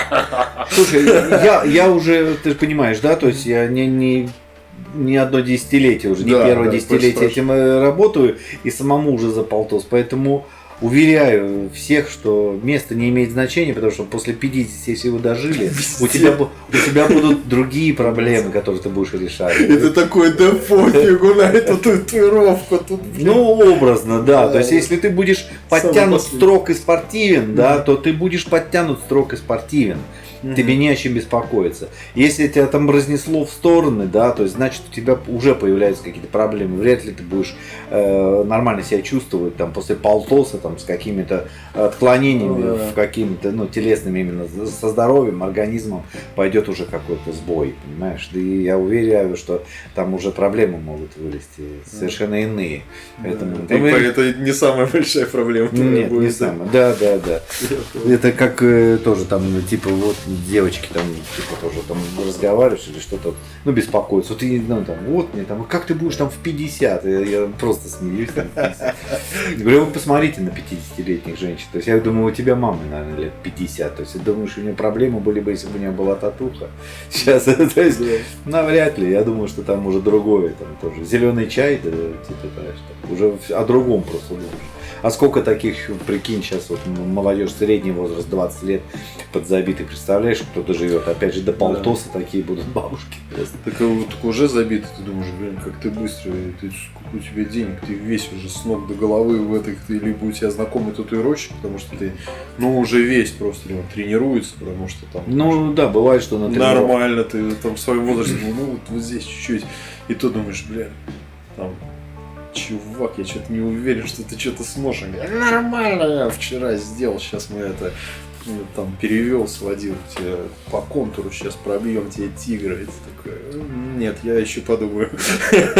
Лучше не надо. У меня вообще знакомый, у него, не помню где, кстати, на Уикиле, но в каком месте, я помню, что именно мне четко врезалось, что значок металлики, ребята с Нижневартовска, вы знаете, кто это. Значок металлики вот этот, знаешь, там буква М в квадрате. А, ну с черного. И у него он этот прям вот, он как шрам. Ну понял, он говорил, был так больно. Я, говорит, был пьяный, я говорю, тебе что там, шестую струну, что ли, вставляли? Нет. Кололи, почему настолько жестко это выглядит? Это затупленная игла просто. То есть она могла быть острой, но где-то соприкоснулась. Мне однажды так тоже в старом еще варианте делали. Просто делал, все было нормально, потом что-то я слышу, так, и дальше делает, у меня просто вставило, и смотрю, такие просто капли крови полетели, Палыч, там все нормально, так а что ты хотел, татуировку делать, Палыч, посмотри, пожалуйста, что-то не так, типа, наточи иглу. А он раз смотрит, и я такой посмотрел, а там вот так, ровный загиб, как крючок, ну только маленький, но крючок как рыболовный. И вот он вырывал уже на вырыв. Говорит, давай заточим такой просто. Ну да, что-то сорвалось. Блин, нифига себе. Вот, и как бы это чаще всего происходит шрамирование от незаточенных. Вот каких-то проблемных иголок или там как-то, ну, опять же, смотря чем делать. Ну, потому что, не знаю, мне кажется, что... ну и второе, это еще от забоя. В принципе, да, от неопыта, то если человек делает стерильными иголками, да, то это, скорее всего, пахание кожи без опыта. Просто на одном месте. И превращаешь вот в это, а потом он заживает и превращается уже в такую, в труху, как бы, колбасную, знаешь, такую вот именно распухшую. Ну, это, опять же, бывает по неопыту, да. Ну, не то, что бывает, так и есть. Но это просто нужно понимать, вот, ну, как бы у меня уже, как чутье такое, да, я могу там посматривать телевизор, если закрашиваю что-то, я просто, ну, так вот, типа, там, сюжет, прикольно. Типа, ну, я просто чувствую, как она идет, ну, как бы, именно вибрацию по вибрации, то есть мне, если даже я чуть-чуть начну копать, она звук меняет, понимаешь, там. Ну, это уже опыт. Ну, это уже практика, да. Это как меня удивляло всегда женщины, которые вяжут, да, с тобой разговаривают, смотри, что делаешь, а ты, нет, какие проблемы, там так сеть рыболовная идет. Просто и с тобой еще можно говорить, просто, ну, как бы сначала ты не задумываешься, а это мама у меня вязала, я помню, в детстве только, дай попробовать повязать, вот она меня научила, как это пробовать, да, я вот первый, теперь, боже, я просто вообще там пальцы сломал. Как из этого получается свитер Да, вообще. да, но у меня терпения не хватило. То есть, ну, я хотел попробовать, я попробовал. Для меня это как ягоды собирать в лесу, это смерть. Мне никогда больше. Просто поесть, ну, 2 пригоршни соберу, как бы съем, все. А вот так, чтобы это самое, жопой кверху с ведром и вот это. Меня брали вот в детстве, я это запомнил. То есть, собирай ягодки, вот тебе ведерко такое, вот, и я вот собираю. И потом понимаю, что, мне кажется, прошло уже часа 2, хотя минуты 3, там, дай бог. Ведро. А у тебя на там... донышке-то все, да? А там вот так вот, я говорю, я больше не хочу. Я не буду больше, все. То есть, ну тогда сам поешь. Я уже поел. Не нужна мне ваши ягоды, я наелся. Все, и меня вот так больше и не брали. Чтобы я там Зовите на варенье потом меня уже сразу. А история с типа там Наташа, я тебя люблю, Наташа, ты моя любовь. Это что? Олег. Ну, вот такие татуировки именно. Типа посвященный кому-то, да. кому-то. Да, Они это до сих дело. пор идет еще. Ну, боятся? редкий случай, в основном делают детей. Вот. И нередко было, что то, что я делал, посвященное кому-то кого-то, их же и закрашивал потом. Ну вот я и говорю вот про это. Потому что как бы жизнь скользкая по-любому. Вот. И почему-то это как-то, видимо, срабатывает, когда вот все-таки 2 человека, особенно если даже вы не женаты, там просто, то есть такие, на любовной страсти, там, блин, ну как хотите. Как хотите, я вам дам купон 25% скидка. Надо Через перекраску, годик, да? 2 вы придете, но уже по отдельности, поэтому скидка. Ну, бывает так, да, но это такое, это все, опять же, возвращаясь к технологиям, да, что все очень быстро, скоропостижно, и все несется там, не уловишь, да, также и отношения, они сейчас просто катастрофические. Молодежь думает, что они влюбились, но это неправда, они просто потрахались, как бы, и подумали, что это... Ну да, думали, что это вот он край и пик, то есть, а рождается ребенок и все. У меня там очень много девочек проходит средний возраст 22-25, уже с детьми, уже разведенки, то есть, ну, даже и не разведенки, может, и не женатки, образно, да, то есть, ну, вот так, типа, я жизнь повидал, там, то-то, все, ну, да, ты остаешься матерью, как бы, все, вот, но это конфликт отношений, там просто слишком молодежь даже там, она требовательна друг к другу, ну, как таковая, да, то есть, опять же, это было в сериале, то есть, там это было там Орел и Решка, это было, вон, смотри, на Мальдивах, почему я не на Мальдивах, ну, примерно вот одно за другое, то есть, черт побери, чтобы полететь на Мальдивы, это же надо, опять же, иметь деньги, то есть, а деньги вы еще, еще не научились зарабатывать, а уже те, кто научился зарабатывать, у тех проблем просто поменьше, то есть, они поумнее, по-любому, поэтому тут одно за другое цепляется, и в результате, вот, возвращаясь к надписям, что самое надежное, это, конечно, дети, родители, то есть от которых ты уже никогда не уйдешь. Да, согласен. Слушай, а вот какие-то фесты проводят, вот татуировщиков, мы как-то же ходили, я помню, уже года 3 назад. Ну вообще на ежегодно. Там прямо и колют, и все, да. И ты такой, и иногда ты такой подходишь, мы как-то подходили, так тоже смеялись, и там типа работы показывают какие, и типа как сделали, там типа Курт Кобейн, и такой, да ладно. Не он. Это он? Ну, гитара похожая. Это же Афония, мать. И ты смотришь, она уже кому-то делает, и ты такой думаешь, ну нафиг. Это прям на фестивале типа? Да, я видел, думал, сначала прикол какой-то, и думаю, такой, блин, ну что-то с лицами, наверное, надо это. Может, все-таки надписи какие-то, потому что лица можно не узнать. Ты как участвуешь, да? Нет, я не просто участвовал. как посетитель. Слушай, да, приезжал, вот пропустил в этом году, просто хотел съездить, погулять, чисто вот развеяться, чтобы, да. Вот, ну, я, понимаешь, я средней руки такой, не художник. Просто если бы я был по душе художником, там, исполнителем, то да, можно было там что-то залезть куда-то, что-то сделать.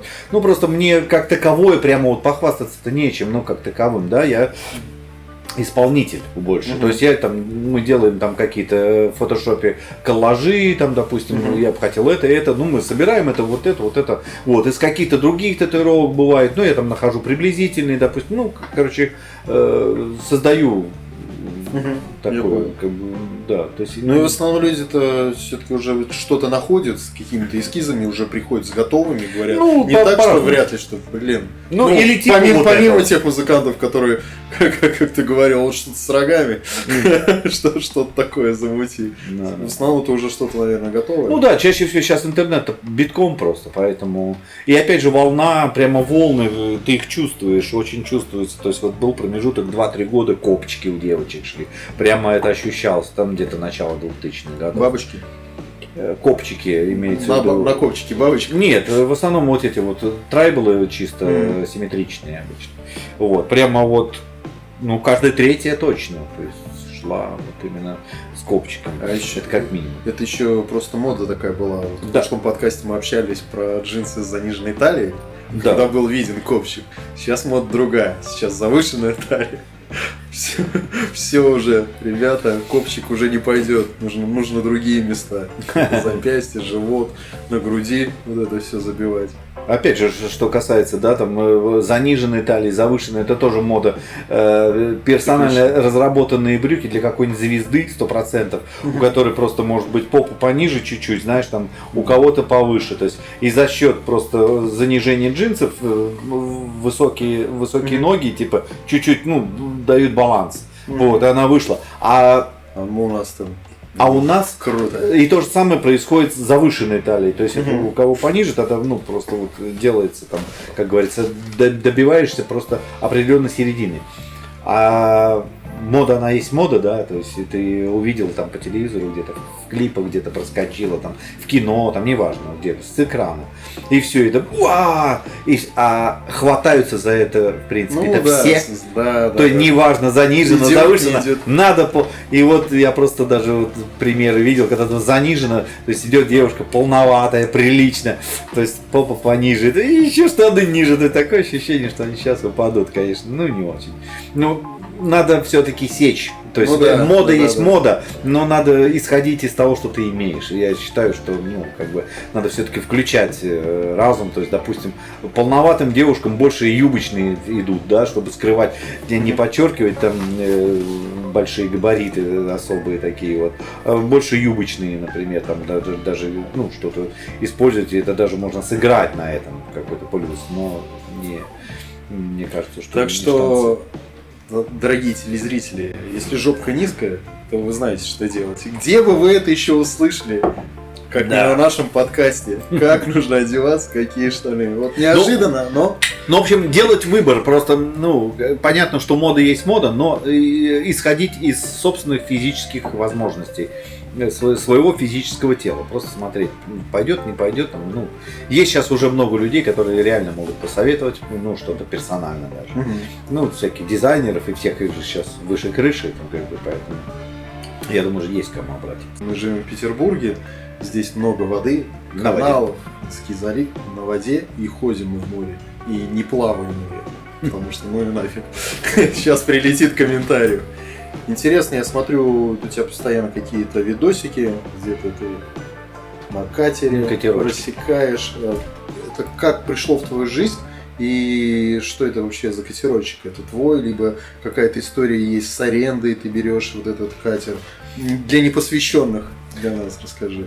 Так, ну, постараюсь быстро и, наверное, сначала. То есть, ну, в первую очередь, я живу в Метлострое, а Метлострой стоит, это у Сижора.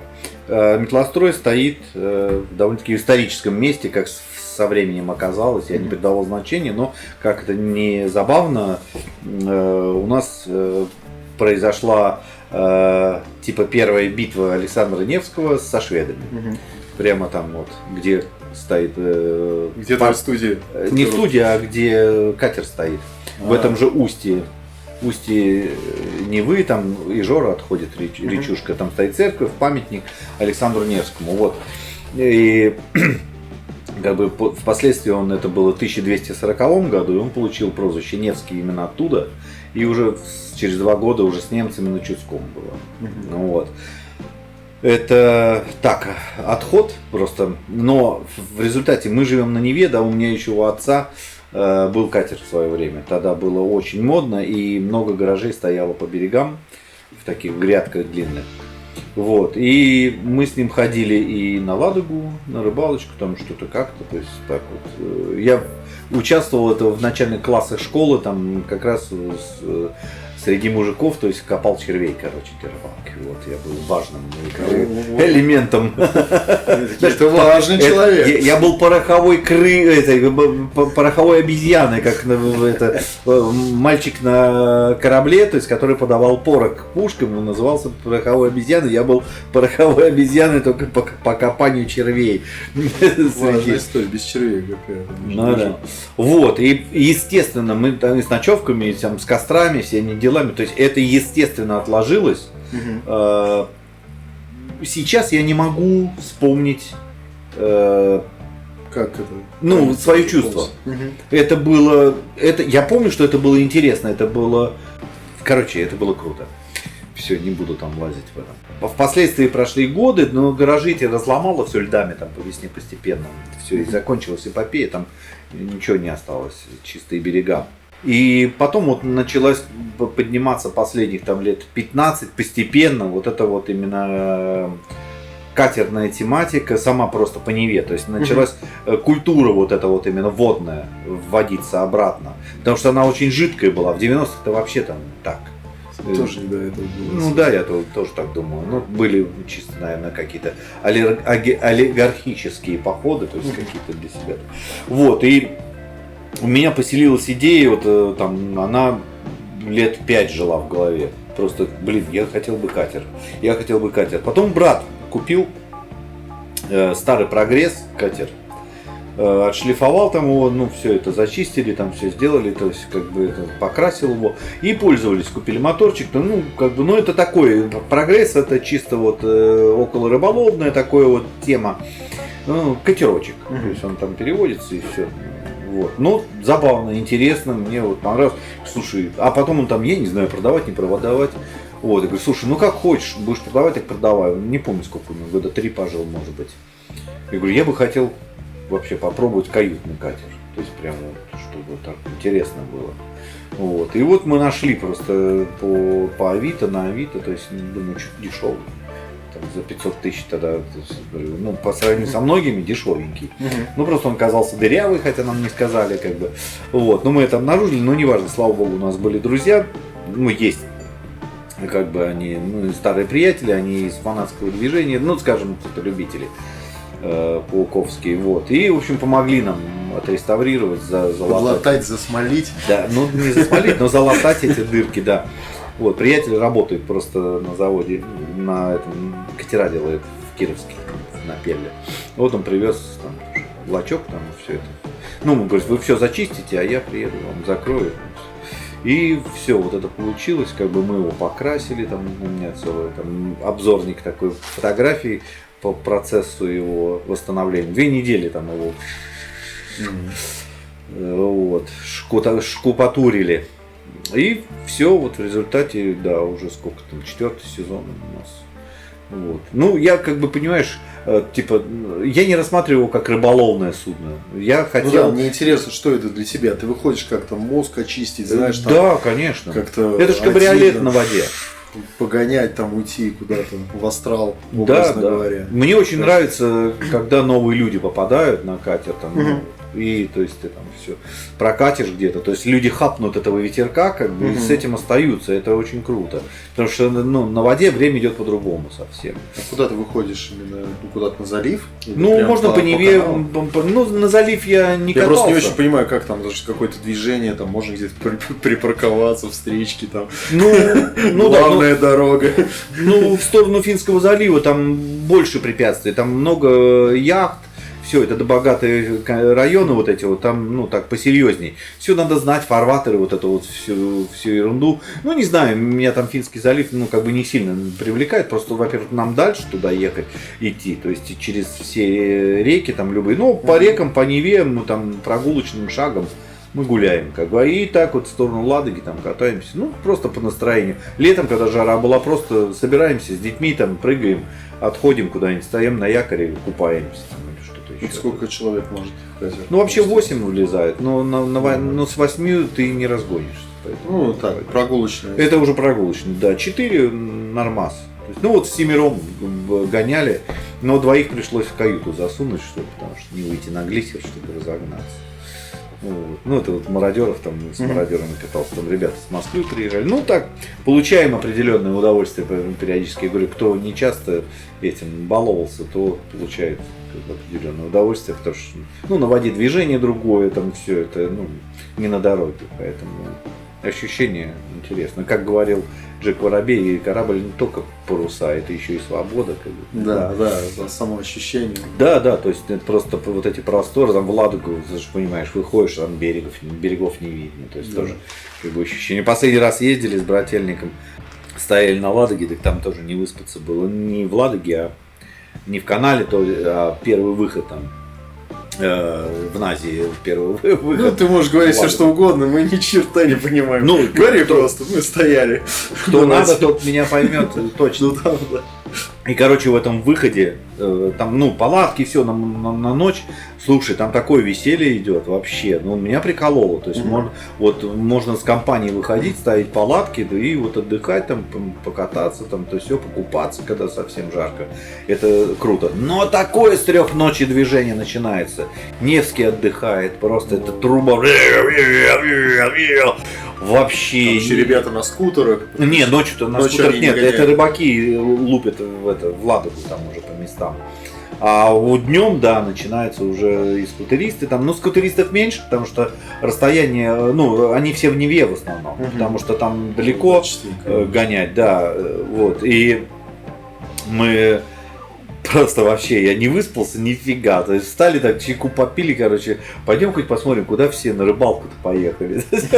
Мы вышли вот в Ладогу, посмотрели, там везде натыканы, и там забрасывают, и что-то покидал минут 15, на якорь встали, короче, легли, выспались, короче, вообще в Ладоге, просто замечательно. Погодка, то есть не убивало солнце такое еще, так, ну да, здесь ощущение, просто я сегодня как раз был в парке в Бабушкино, и там девушки гребли на лодке по вот этому пруду. Или пруду.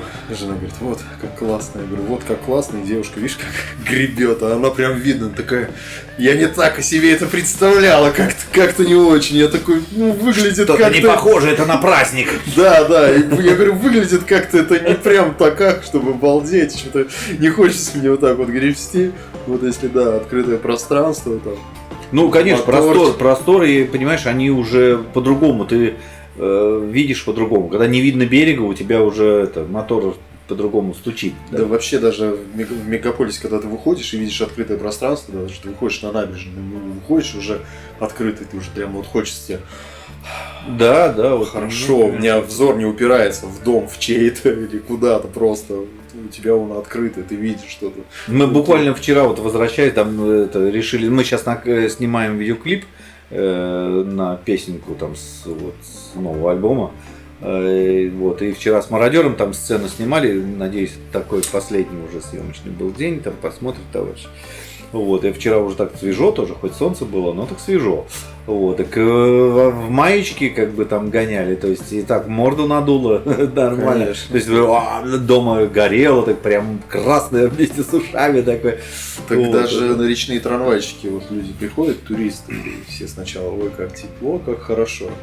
Потом на него туда выходят и обратно, и смотришь, все уже в этих одеялах вот так сидят и такие, что-то себе не так, носы красные. Ну это просто, да, это потому что ты сидишь, и ветерок-то дует, тебя так просто продувает.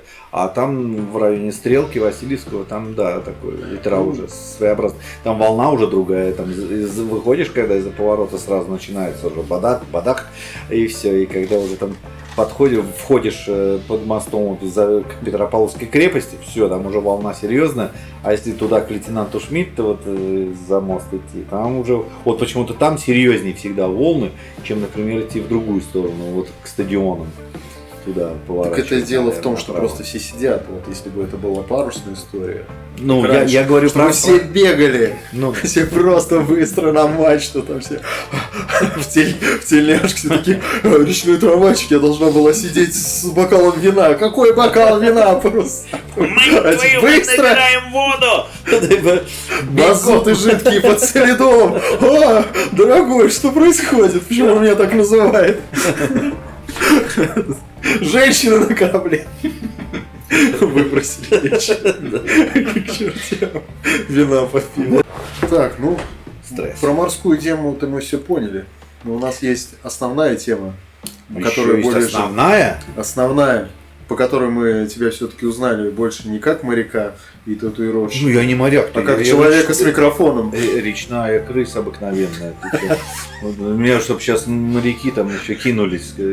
Кого? Да кто мы тогда, Серега? Мы даже не крысы. Кто вы? Все, что было. Вернемся к пауки. Пауки. Да? Пауки. Мне вот всегда интересно, сейчас уже 30 лет, 31 идет год. Ну вот будет, да, сейчас отмечаем 31. Что считать днем рождения? Это первая репетиция, первый альбом, первая репетиция бухая, на которой сделали песню. Нет, я вообще считаю, день рождения это первая репетиция, на которой мы вообще собрались, как просто попробовали себя уже. То есть были, мы так нажрались, что, ну, отметили день рождения. Ну, мы об этом не думали, но пиво опились, то есть это было прикольно. Вот, это было в ДК Нева, но это было где-то в сентябре. Я не могу точную дату, то есть вот, ну, даже число вспомнить. Но это был сентябрь. Сентябрьский. Что-то сделали песню? Какая первая песня была, ты помнишь? Да, конечно. Ну, мы сейчас до сих пор их играем, ну, некоторые.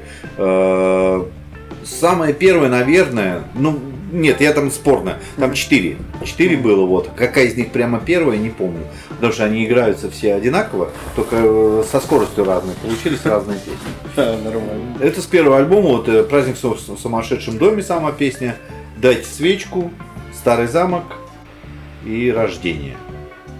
Да, это тоже с первого. И вот еще «Тот свет», и вот что-то из них, ну, вот, пятерка начинающих, это вот эти. Вот «Дайте свечку» и «Старый замок». Мы вот сейчас, кстати, «Старый замок» перезаписали по-новому.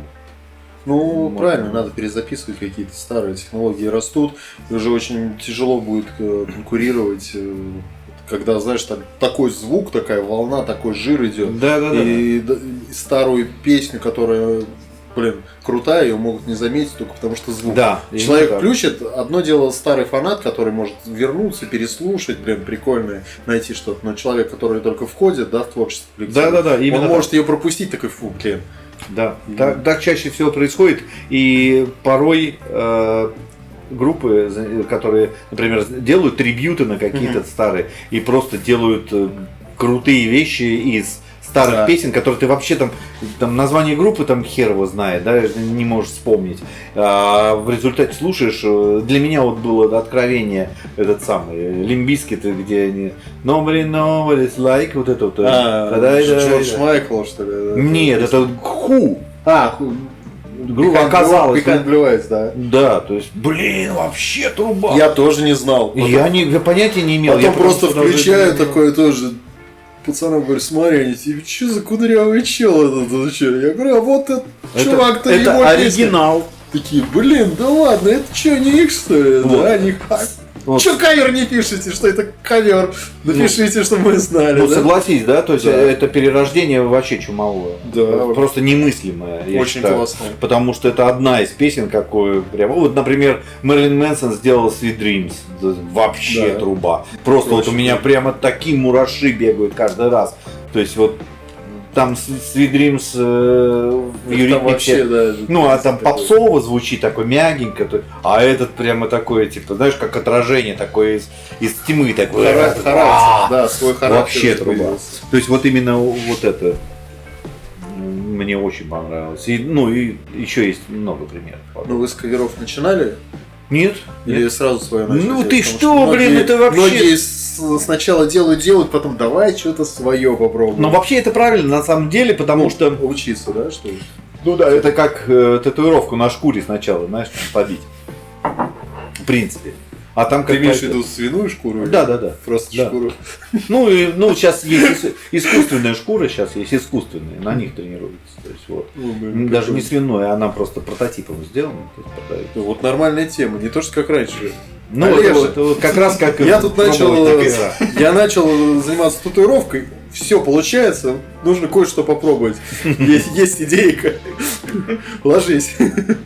Вот тебе водочки. Ты, главное, не обращай внимания. Обращай внимание, все получится. Если что, переделаем. Конечно. Я знаю, кто переделает. Ты кирпичом потом возьмешь. Сейчас же лазером, да, выжигают, да, как это раньше уже. Ну, тоже начисто не выжжено. Ну, некоторые просто, типа, я видел фотографии, все начисто. Блин.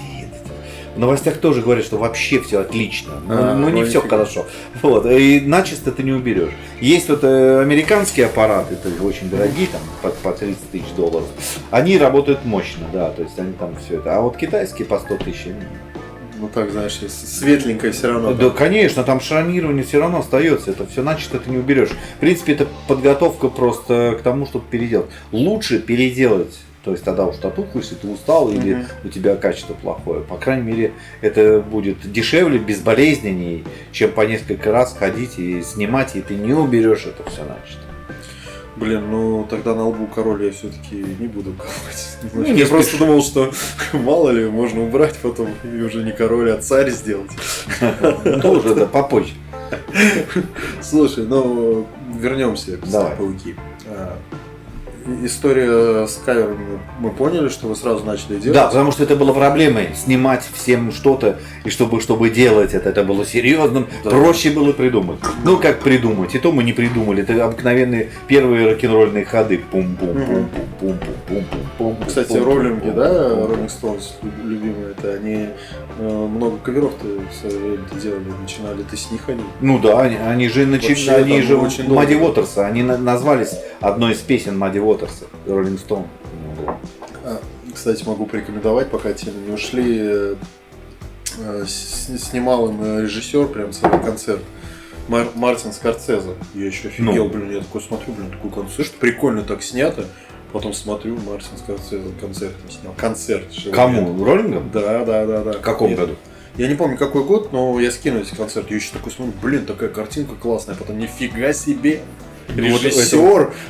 Слушай, ну это какой-то личный прикол, я считаю. Ну да, они там знакомые, были, но, видимо, вот какая-то движуха была. Это элита, они там все там. Да, ну это очень круто, что даже режиссер. Ну ладно, черт с ними, с Rolling Stones'ами, покруче ребята сидят, знаешь ли. 30 лет, и сейчас еще проанонсируем день рождения у нас скоро какой-то получается. 31-го или как это? Приуроченное 3 концерта. Да, на данном этапе 3 концерта. Да. Значит, 30-е, нет, начну с 23-го. 23 сентября в городе Москва клуб «Город». Приходите, дорогие москвичи и гости столицы. 30 сентября Санкт-Петербург, время Н. Приходите, дорогие петербуржцы и гости города. Вот. И 2 октября Череповец. 2 октября Череповец, клуб «Соль». Приходите, дорогие череповчане и гости города. Так, что это день рождения будет? Да, это 31 год, как бы мы традиционно делаем день рождения коллектива. И вот будет в 3 городах. Но сейчас еще обсуждаем, возможно, что 10 декабря мы сделаем день рождения в Калининграде. Тоже прикольно. Это попозже будет. Ну, имеется в виду, а анонс будет об этом попозже, но приурочен к дню рождения.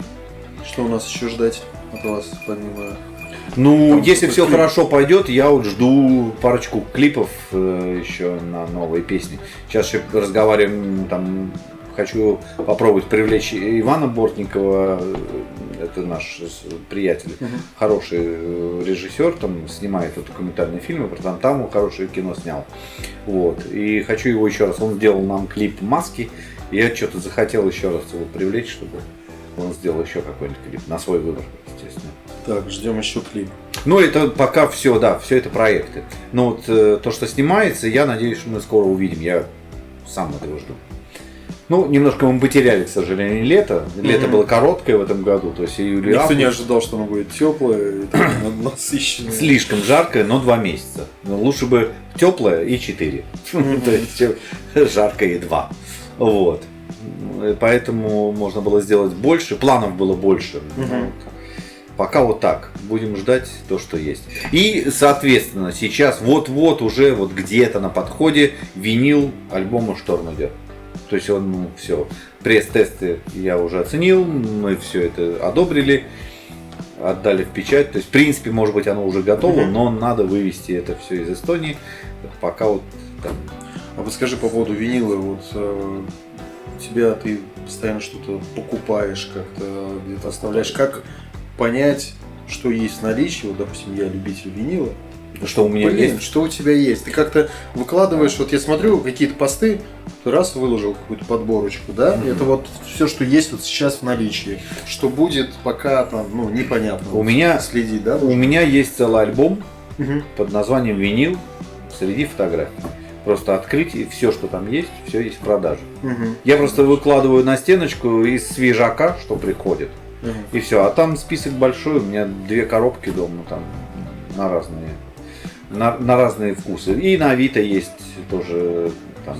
Страничка, да. Ну, типа страничка, да, и там вот альбомов несколько десяток, там, наверное, тоже с пластинками выставлены. Ну, вообще там что есть, да. Ну и в теории, если кто-то что-то ищет редкое, может тоже обратиться, может быть, ты даже можешь что-то найти, да? Допустим, ну, такой, блин, какую-то определенную группу, определенный альбом, и что-то нету. Ну, то есть человек может тебе написать, сказать? Ну, есть? в принципе, да, возможно, но сейчас проблема именно с тем, что есть Discogs, международная страница, потрясающая абсолютно, там можно все увидеть, все прицениться, все, но в связи с известными событиями все это перекрыли. То есть мы не можем по PayPal оплатить, мы не можем из-за границы нормально заказать. В этом первая проблема. Поэтому основной поиск происходит в России. Ну, что-то можно за границей, но опять же это должны существовать окольные пути. Они у меня есть. Вот. Но это будет очень долго работать. Все. То есть там, ну, такой. Надо смотреть из того, что есть. Вот. Просто у меня, я делаю как, у меня есть товарищи, да, я что-то им покупаю здесь, они мне что-то покупают там. И мы потом просто меняемся посылками. Вот, в основном так. Я понял. Знаешь, о чем мы еще не поговорили? Я все хотел спросить. Вы Exploited. Exploited. Вы разогревали. Какой год? Если я не ошибаюсь, то 2001 год в клубе ЛДМ. Блин, ну это же Да. матерые, звезды, родоначальники. Чувак с ирокезом, с красным, который вот просто панкс на Д. Да, человек фантастический, остается в полной замечательной форме, то есть ему там 60 вроде исполнилось. Вот. Но в принципе так смотришь, даже отдышка не мучает, такое ощущение. Ну, как бы возраст это все равно чувствуется, Ну, вот, но выглядит замечательно в том же ракурсе. Вот. И я был на Exploited вообще раз 5 или 6. И ну, не только в России. А вот когда разогрев, собственно, было, удалось как-то пообщаться? Да, Что-то? конечно. Как вообще кумир, которого ты, может быть, видел там на кассетах, там слушал, и потом ты раз с ним вживую? Так это? Ну, естественно, вот я это чувствую. Ну, я чувствую, когда приближение вот такого, что я его знаю там на определенном. Ну, как бы фанатом диким Exploited это я не был. У меня был Punks No Dead, да, то есть я его слушал вот на определенном уровне. Ну, потом там какие-то песни, что-то как-то, ну, для меня довольно-таки однообразная немножко музыка. Но он меня взорвал абсолютно с 96-го года с выходом Beat the Bastard. То есть все. Это всего лишь смена студии, в принципе. Ну и там, видимо, гитарист у него поменялся. Может быть, все вообще там, я не знаю. Может, там все участники я просто не смотрел. Вот. Но там гитарист это 100% уже другой, и подход другой. Все, там просто появился тот самый жир, который известен сейчас всему миру. Да, и да. все. А после выхода в 2003 Fuck the System они просто подтвердили свою крутизну, и все. И как бы там они катаются сейчас по фестивалям, с концертами там, по всему миру, и все знают. Ну, такого прямо, ну, там, не прямо стадионы. Стадионы они вот в России стадионы собирают. Ну, именно, имею в виду, что очень крупные залы. То есть 3-5 тысяч они как бы могут. Ну, а как по общению сам по себе? Вот как, чего Слушай, вообще? я просто не понял. Он, ну, как бы, я так и не понял. В принципе, я понял, что ему это не нужно. Ну, как бы, вот. И, обычно он, по-моему, поливает говном на наверное, при общении. Понимаешь, у него специфическое, у него он шотландец там тоже, и как бы, ну, он ест какие-то буквы. Я все равно слов не понял. Он говорит, ну, говорил что-то быстро, переодевался и что-то говорил. Я просто это... Всё. Мне показалось, что, типа, может быть, он говорил, слушайте, вы меня так достали уже все козлы. Может быть. Вот. А может, он мне говорил, чувак, ты самый крутой, которых я видел. Ну, типа, ну, я понятия не имею. Ну лучше вот так, ты такой, скорее всего, поливал говном, но буду думать, что ты самый крутой чувак, которых я только видел. Да? Не, ну да, мне ничего, ну, у меня есть фоточка, Классно. мы с гримерки там сфоткались, то есть зашибись. Ну, У меня висит легенда это, конечно. на стеночке, да, конечно, то есть вот. Это прекрасно. И то есть он тогда выглядел на концерте вообще фантастически, весь такой гладко выбритый, прямо вообще, это у него дредами был тогда ирокез, не стоял. Вот, и еще красные лица. Он пришел, наш такой поход. Он я сразу видел. крысу альбиноса напомнил. Прямо... Он еще бледноватый, наверное, сам не загорелый, еще сильнее. Ну, Ну, само без по себе, загара да. такого, да. Ну, В Шотландии это немного солнышко. ну, Хотя- такой, так скажем, загара этих тракториста не было, знаешь, видно, что там футболочный или еще что-то. Да, ну, просто он весь такой, как на пружинке такой. Прибежал. Ну, это опять же был 20 лет назад, то есть сейчас 60, то есть ну, там тогда 40 было. Совсем еще пацан. Ну да, согласен. Вот. Слушай, еще пару моментов, которые я забыл спросить, но мне прям очень интересно было именно по поводу записи. Вы же, 10 альбомов, это все-таки с 90-х годов, это прям такой путь по записи, где вы записывались от бобин до цифровых носителей. Да. Как Да. проще, может быть, или как лучше, как тебе больше нравится запись? В чем было, может быть, тогда было проще или наоборот сложнее, или кайфовее? И сейчас записывать, когда уже есть компьютер, когда чувак сидит за пультом и сыграли, он нажал на кнопочку, там переписали. Или когда там сплошняком, когда на бобине это шло. Сейчас и обезьяна может записать альбом. Несложно. Главное, чтобы грамотно разрезать все, там все, даже можно Разрезать. ноты Нотки подтянуть. все. То есть сейчас это просто клондайк для Ольги Бузовой, образно говоря. Вот. И раньше, то есть как вот возвращаясь, там вот я говорил, что в студии, когда целиком все записывались, здесь тоже все записывалось. То есть по-любому барабаны ты должен был записать с одного дубля, ну то есть дубль, потому что там не равняется, не подрезается, все, как сыграл, так и будет. Бас, там, гитары можно переписать, то есть это там каждая дорожка на пленке, она как бы регулируемая, ну то есть стирается, записывается, все. Это можно было. Но опять же там записываешь, то есть, стоп, блин, не получилось, или вот здесь вот это хорошо, дальше прописываем, ну где-то ошибся, но ты будешь подхватывать и играть дальше, то есть ты не возьмешь, не скопируешь, не переставишь. Так надо уже приходить настолько готовым. Ну это называется профессионализм Да. по-настоящему. Просто почему он так и ценился раньше, то именно вот оценивали группы, потому что как на записи, так и в общем-то на концертах, потому что то же самое прямо слушаешь. вот. А сейчас бывает такое, что ты слушаешь запись, вау, на концерт приходишь, Матерь Божия, вот Что? это говно я слушал дома. Вы, может, просто бы включили фонограмму, я... Да, Лучше ну бы типа так того. сделали, Ну, да. потому что люди не справляются с тем, что сочинили, вернее, вот именно слепили, что в компьютере слепили, сделали конфету, а живьем не вытянуть просто никак. То есть, там... Ну, причем это же так тоже, знаешь, заставляет немножко тебе подумать, немножко ценить. Это как вот с фотографией раньше. Сейчас знаешь, что у тебя цифровой... У меня флешка на 254 гигабайта, я просто... Я поливаю, Да. я вот так поливаю, я не умею фотографировать, там автофокус ловит, я вот так поливаю, и потом из 1000 я выберу 5 крутых фоток, они по-любому будут. Да. А раньше у тебя была пленочка, и там сколько там, 20-30 кадров, и ты такой уже думаешь, 36, либо 24. да, тебе надо было подумать, и ты там уже не подкрутишь, у тебя там светочувствительность пленки, типа ты уже тут не накрутишь ничего. И пока ты не проявил, ты не знаешь, что действительно получилось. Ты думаешь, Да. вроде получилось, но что по факту будет, нет. По факту все очень просто, особенно на день рождения. Я как сейчас помню, это каждый раз одно и то же, из ряда в ряд. У нас есть фотоаппарат, на нем 36 кадров. Будем типа с периодичностью там в 20-30 минут делать по кадру аккуратно. То есть, естественно, честно. после пятой, в принципе, там уже хер знает. То есть, но ты понимаешь по перекручивающимся, что пленка-то кончилась, что на ней, черт его знает. Ты идешь, сдаешь, И потом, сделайте Давай. всё, а потом вот это. Вот это вот примерно и не получается. помогло каждый раз. Или вот нас вот так, а теперь вот так, а теперь вот так. Да и все. И то есть, типа, ну сделайте по одной, там, если недорого. Вот, Это прикольно, я еще помню, занимались тогда фотографии, это проявитель, ну, это закрепитель. Я это раз- вообще про черно-белые времена. Не, ну там появляется. Это волшебство, согласен, офигенно. Сейчас флешку там смотришь, сидишь, так знаешь. Да это уже всё лень. дисциплинирование вот это уже пропадает. Ты уже чувствуешь вот эту вольность. Вот что в музыке, что в фотографии, да, что. И уже ты допускаешься. А монтаж, да, тоже. Ты же сейчас засунул флешечку, сидишь, подрезаешь.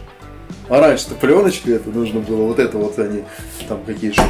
Ты представляешь, вот он в пленке такой, так, где-то крупные планы были, и вот это все Да прессуешь я эти пленки. тебе скажу так, у нас есть клип один, дайте свечку. Дайте свечку. На Да. пленке. Он был сделан. Короче, смысл в чем? У нас Барян Тимофеев, он как бы вот увлекался 16-миллиметровой пленочкой.